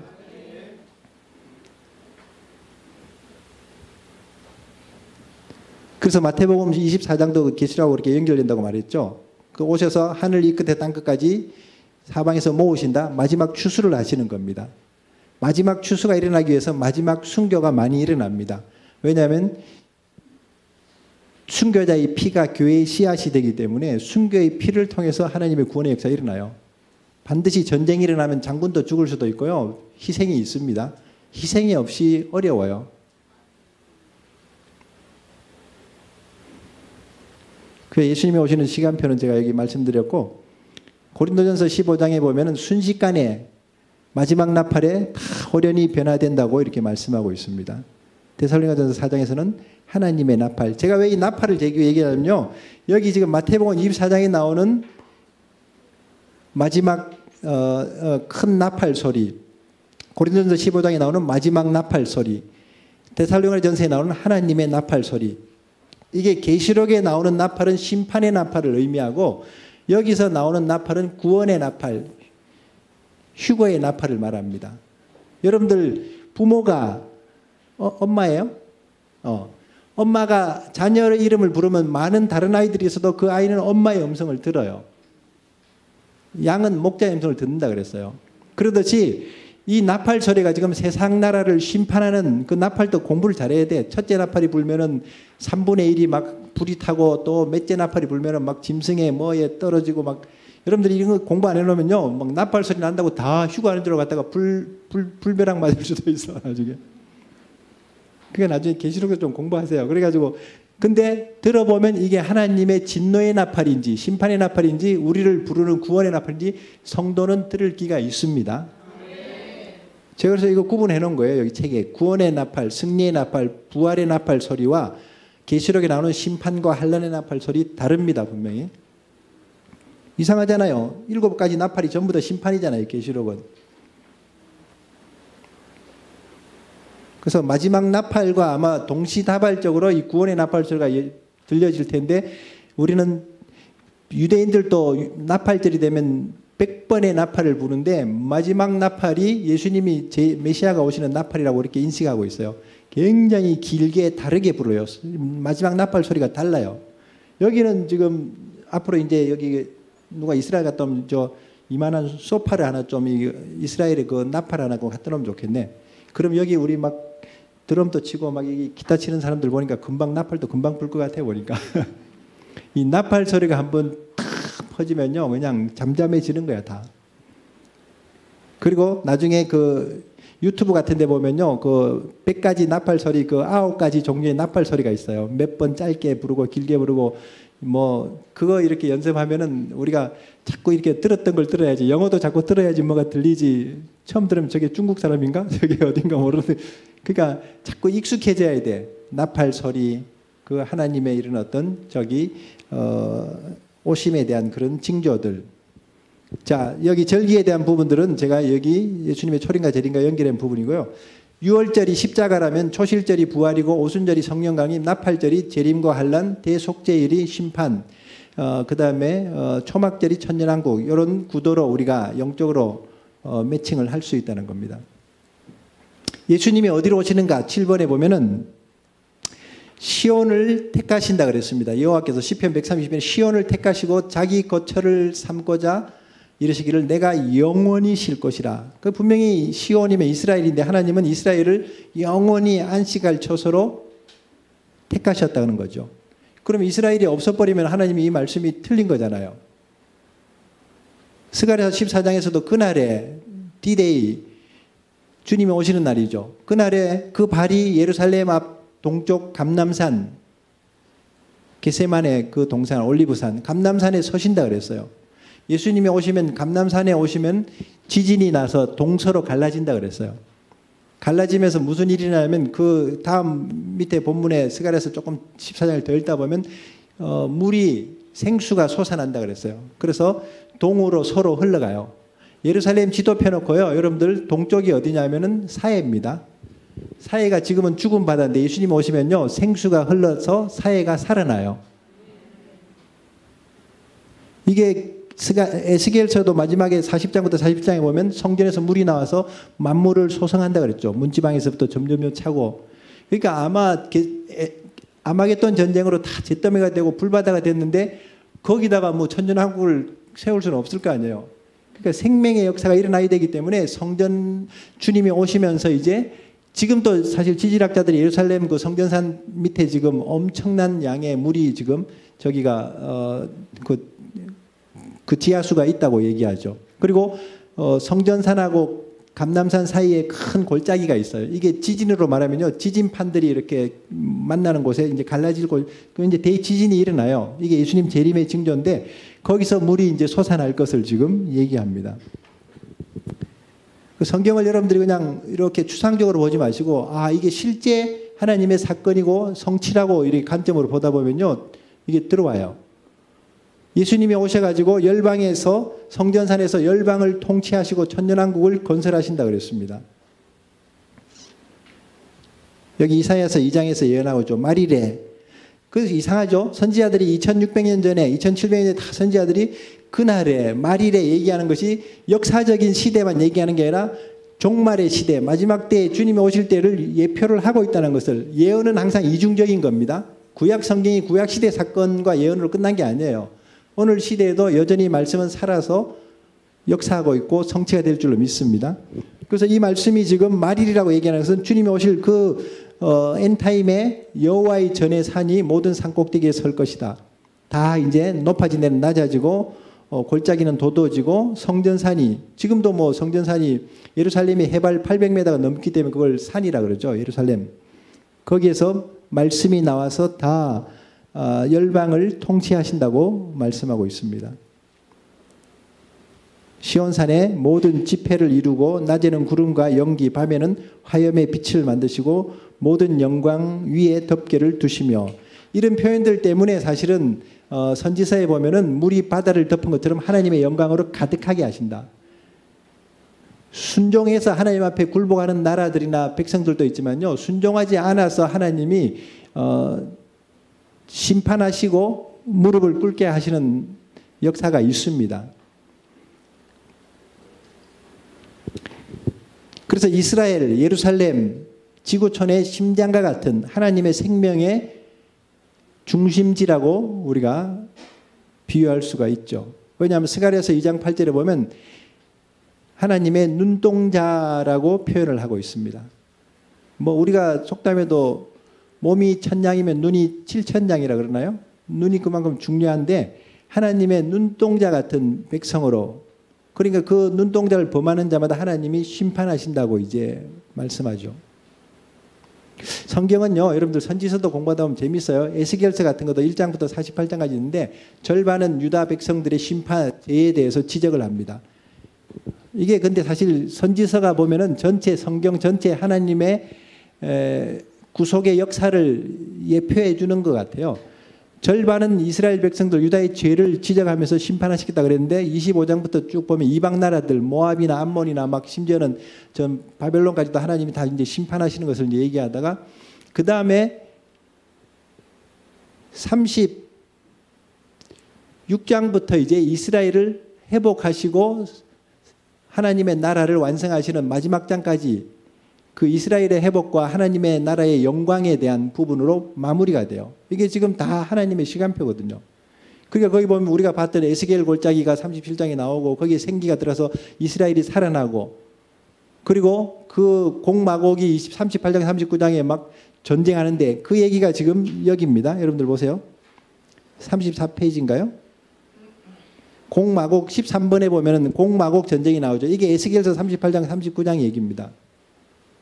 하나님의 백성 이스라엘을 향한 공격, 하나님의 나라에 대한 도전이기도 하죠.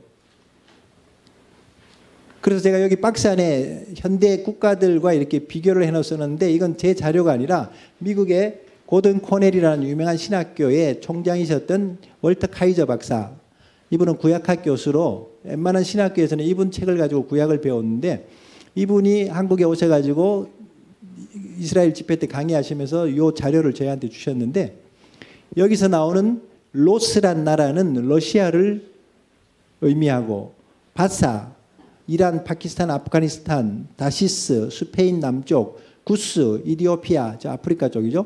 북이란 나라, 리비아, 알제리, 티니지, 고멜, 도갈마 이런 지명 표현들은 터키, 스바단, 드단, 사우디, 오만, 이 다 보면 이스라엘 반유대주의 국가들, 이스라엘을 대적하는 나라들이 마지막 때에 이제 아마겟돈 전쟁 전에 곡마곡의 세력으로 이제 쳐들어온다는 겁니다.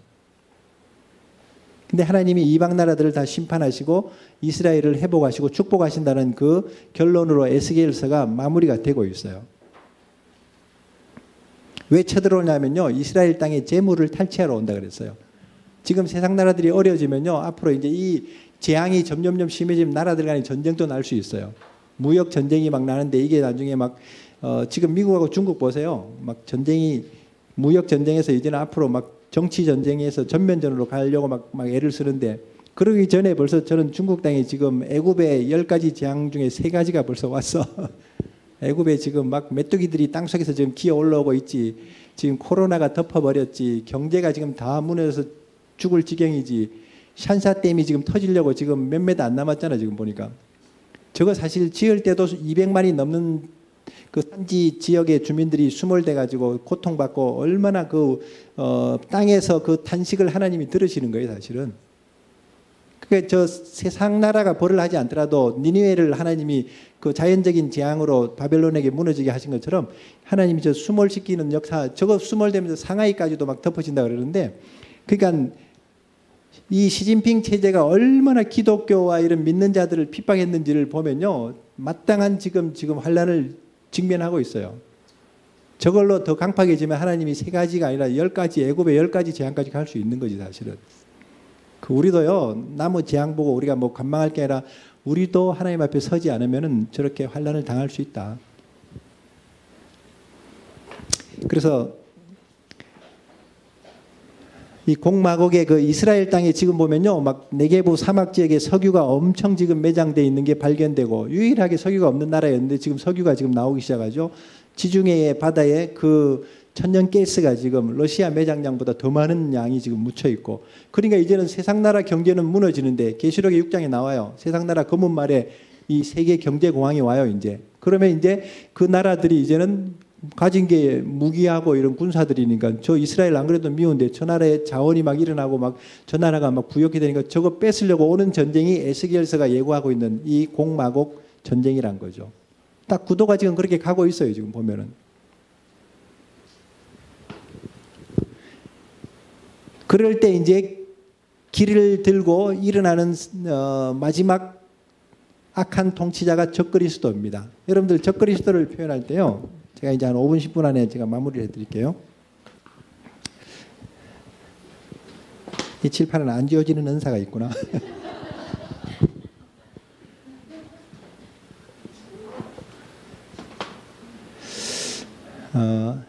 대문자로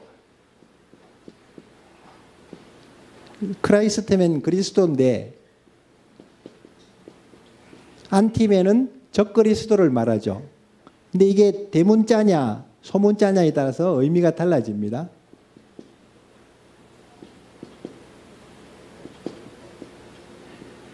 소문자는 그동안 인류 역사에서 등장했던 적그리스도의 예표, 전형들입니다. 로마에 있는 그 도미티안이나 네로나 뭐 20세기의 히틀러 같은 인간들, 중국의 모택동이 같은 5천만이 넘는 양민들을 문화혁명으로 죽여버리죠. 그래서 교회가 다 지하로 숨어버리고, 소련의 스탈린 같은, 레닌 혁명 이후에 스탈린이 7천만이 넘는 저 러시아 양민들을 죽이고 공산혁명을 막 일으키죠. 그런 인간들 우리 땅에도 있잖아요. 김일성이 같은 인간들. 6.25 때도 그렇게 많이 죽었는데 그 6.25 전쟁 이후에 70년 동안에 지금 거의 뭐 한 1,000만을 죽였나요? 하여튼 그렇게 그런 인간들을 이 소문자로 적그리스도의 전형들 안티크라이스트라 그럽니다. 근데 이것이 마지막에 나오는 성전에 서서 자기가 하나님이라고 얘기하는, 물론 BC 170년경에 다니엘서 8장에 나오는 헬라의 그 왕 안티오쿠스 에피파네우스라는 그 사람이 성전에다가 다 돼지 피를 뿌리고 유대인들을 막 그냥 제사장들 죽이고 제우스 신전 세우고 했던 그 인간도 이겁니다. 이거 안티크라이스트죠. 근데 8번째 왕으로 와가지고 마지막 마귀가 이제 공중에서 미가엘에게 얻어맞고 계시록 12장에서 떨어지면 누구에게 들어가냐? 얘한테 들어가요. 하나님이 육신이 되어서 우리에게 들어온 것처럼 마귀가 육신이 되어서 마치 적그리스도에게 들어가가지고 요놈하고 거짓 선지자하고 같이 이제 짐승 시대를 이제 이끌어가는 겁니다. 그래서 이런 적그리스도가 이제 등장하는 것을 지금 여기서 제가 14번에서 다니엘서 7장에서 나오는 것도 예표입니다. 거기 뭐 장막 궁전, 뭐 거룩한 산, 그러니까 예루살렘과 지중해 바다 사이에 거기다가 궁전, 자기 처소를 세운다는 표현이 BC 167년경에 헬라 왕 안티오쿠스 에피파네우스를 말하는 건데, 그게 사실 다니엘서도 역사적인 사건이 종말적인 사건과 연결이 되기 때문에 지금 그렇게 예언이 나오는 거예요, 사실은. 그게 구약의 예언들도 지금 종말의 예언하고 연결됩니다. 그래서 여러분들이 신구약을 분리시키지 말고요, 병행해서 같이 통합적으로 연결해서 보는 이런 시각이 너무너무 중요해요. 어떤 분들은 성경을 줄줄줄 외우고 무슨 성경 공부는 잘하는데 이런 세계관이나 이스라엘과 하나님의 나라에 대한 이런 관점이 없이 그냥 그런 지식적으로, 그 제자 훈련을 많이 한다고 저기가 온전해지는 게 아니라 성령이 임해야 돼요. 성령으로 온전한 걸 배우지 않으면요, 예수님의 제자들 복음서에서 제자 훈련 3년 동안 해봤는데 무너지잖아요. 성령을 받아야지 이 사람들이 담대하게 복음 전하고 회복되는 것처럼 여러분들이 성령으로 이런 이스라엘의 비밀도 알고 요한계시록의 이런 마지막 때 양식도 좀 보고 그렇게 해야 됩니다. 그러니까 두 짐승이 나오니까 하나님의 또 대표자들이 지금 등장해야 되기 때문에 계시록 11장에서 두 증인들이 나오는 거지. 두 짐승, 적그리스도와 거짓 선지자를 대적하려면 하나님의 목자들이 있어야 되니까 두 증인들이 나오는데, 저는 개인적으로 두 증인을 두 사람이라고 생각하지 않습니다. 그 단어적인 표현은 집합적인 단수 명사로 되어 있기 때문에 두 증인들은 유대인 교회의 순교자들, 마지막 때 증인들로서 순교하는 14만 4천이 7장에 나오죠. 이스라엘의 12지파들. 그 이스라엘이에요. 오늘날 신학에서는 그걸 전부 다 구원받은 총수로 이렇게 해석하고 있는데, 그런 개념이 이스라엘을 모르니까 계시록을 그렇게 해석하는데, 유대인들 가운데 14만 4천의 순교자들이 일어난다면 이방인 교회는 벌써 10배 더 큰 규모라면 여기도 수많은 이방인 교회의 말세의 증인들, 순교자들이 일어납니다. 두 증인은 두 촛대라 그랬는데 촛대는 교회를 말하거든요. 그럼 두 교회를 말하는데 유대인 교회와 이방인 교회를 말하는 거거든. 그러니까 유대인 교회와 이방인 교회의 순교자들을 두 증인이라고 이렇게 말씀하고 있어요. 그런 관점으로 여러분들이 이 두 증인들은 앞으로 뭐 엘리야와 엘리사, 뭐 모세 시대보다 더 강한 능력, 왜냐하면 마지막 때 대영적인 접전이 일어나려면요, 강한 능력으로 무장을 해야 돼. 그래서 하늘에서 막 비를 내리기도 하고 뭐 그 입에서 막 불이 나온다 그랬어요. 앞으로 목사님들 입에서 불이 나오는 사람들이 두 증인에 들어간 사람들이야. 불이 나온다는 건 말씀의 불을 말하겠지, 말씀의 검이 나오듯이. 그래서 이 두 증인을 통해서 하나님이 마지막 때 성도들을 보호하시고 그 증거를 마칠 때까지는 죽지도 않게 만들어요. 우리도 잘 안 죽어요. 제가 그래서 요즘 이렇게 막 저는 들고는 다니지만 잘 안 쓰고 다녀, 마스크. 저는 안 죽어요. 아직 증거를 다 안 마쳤기 때문에. 코로나가 한 길로 왔다 7길로 막 도망가는 거야. 근데 루터 시대 때도 그 캐톨릭에 저항해서 루터가 500년 전에 종교개혁을 일으켰던 것처럼 그 당시에는 루터뿐 아니라 칼빈이라든지 칼뱅이나 프랑스의 위그노들, 그 다음에 영국의 청교도들, 스페인의 그 영국 위에 있는 나라 뭡니까? 스코틀랜드의 언약도들, 유럽의 제세례파들 전부 다 보면 그 당시에 진리를 위해서 목숨을 걸고 신앙개혁을 했던 사람들이었습니다. 지금 또요, 한국교회가 WCC니 뭐 아니면 무슨 뭐 종교통합이니 엉뚱한 짓들 할 때 아닌 건 아니라고 얘기하고 담대하게 나가야 돼요. 저는 차별금지법이 통과되든 안 되든 그거 뭐 되더라도 담대하게 진리를 선포할 수 있어야지.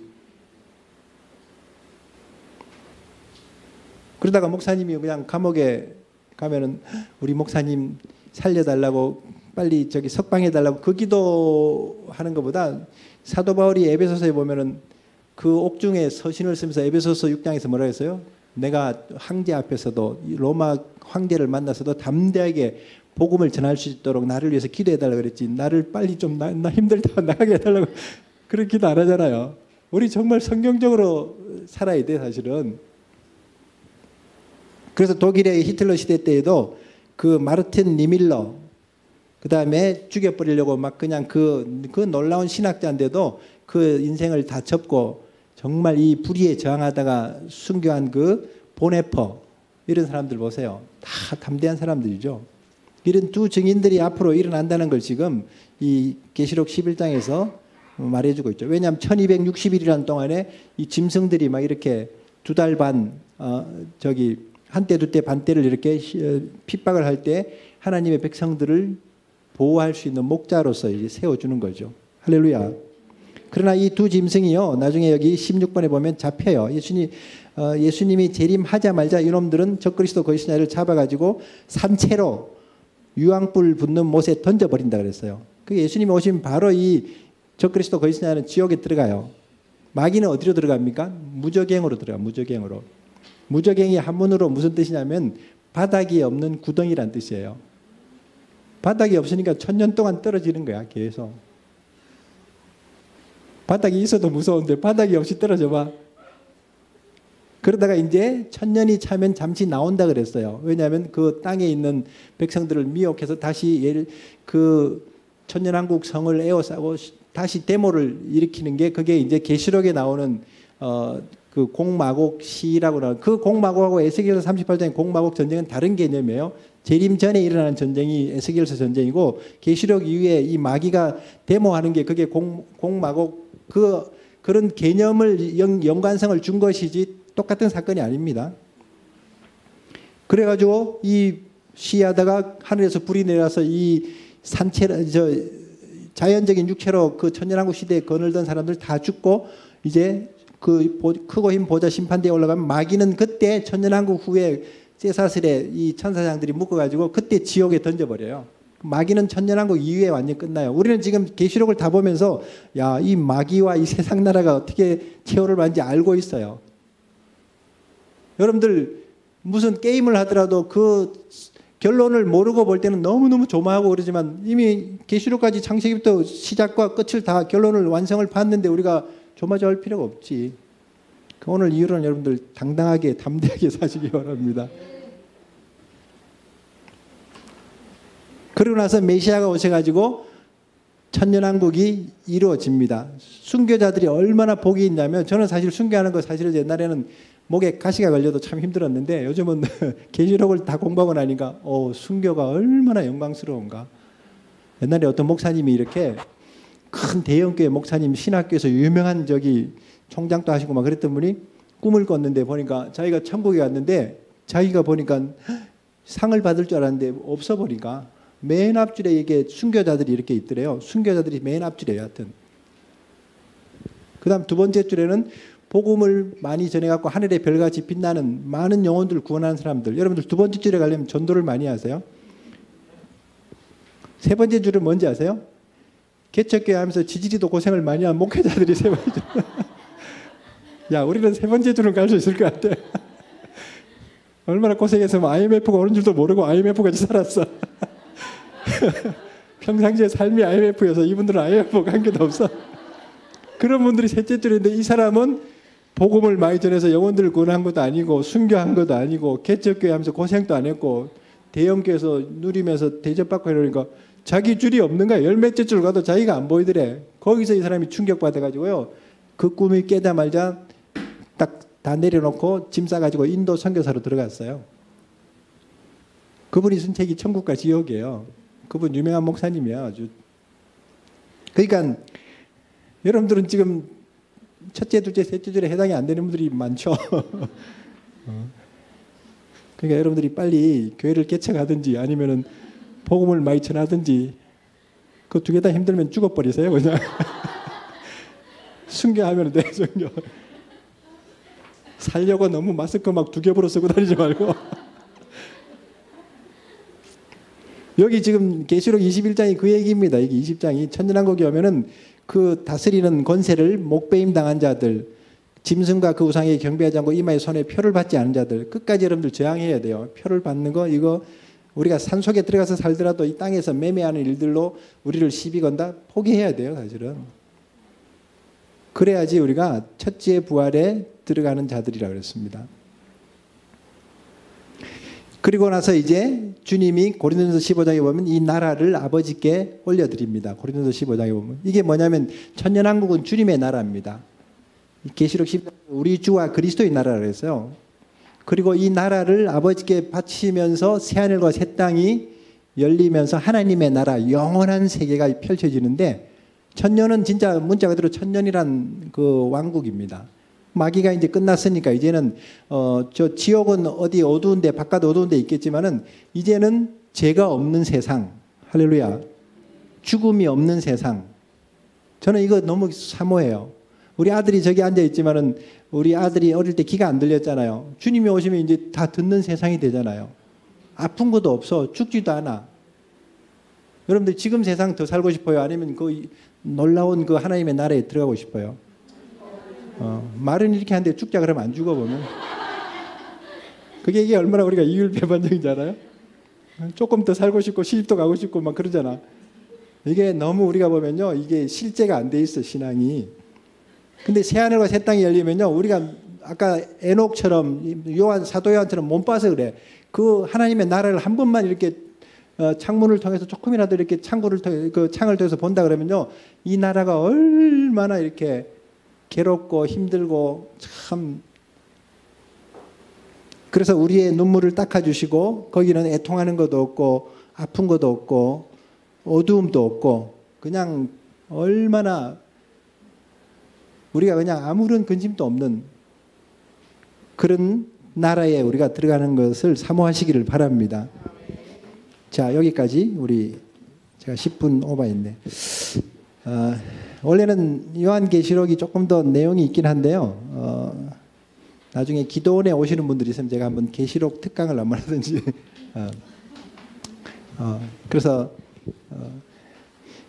우리 교회를 위해서 우리 좀 기도해 주시고요. 우리 주양한 교회가 아마 하나님의 사명이 있어서 또 이런 스쿨도 열리고 또 이런 귀한 하나님의 종들과 이렇게 네트워크가 되고 또 이런 기도와 예배 운동이 일어나고 있습니다. 하나님 이 사역을 더 놀랍게 일으켜 주셔서 잠자는 교회들을 깨우시고 주의 종들이 마지막 때의 증인들로서 일어설 수 있게 해달라고 또 이스라엘 학교가 이제 다음 주에 이제 기본 과정에 이제 종강을 하게 될 텐데 하나님 유정예배를 잘 거두고 계속 우리가 지식으로 끝나지 않고 하나님의 영이 하나님의 마음이 부어져서 이스라엘을 축복할 때에 하나님의 나라가 우리 가정에도 임하고 우리의 모든 삶의 현장에 또 우리 교회의 모든 사역의 현장에 임하는 역사를 경험할 수 있도록 우리 주여 부르고 한번 기도해 줍시다. 주여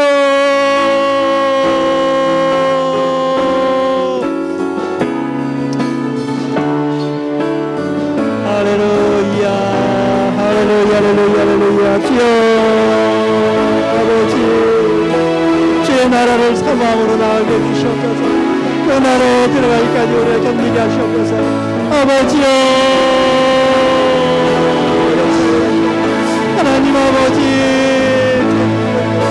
하나님 교회를 통하여서 하나님 주의 종을 통하여서 주의 모든 종을 통해서 아버지 뜻이 이루어지기를 원합니다.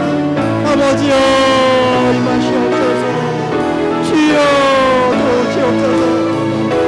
성령으로 충만하게 해주시옵소서. 주의 말씀으로 아버지여 충만하게 해주시옵소서. 아버지여 날마다 깨어있게 하시고 저희를 충성하는 저희들 되기를 원합니다. 하나님 아버지 도우시옵소서. 주여 이스라엘 동아지가 주께서 기름 부으시고 아버지의 말씀이 응하여서 모든 아버지를 이어서 아버지여 역사해 주시기를 원합니다. 주님 도우시옵소서. 아버지여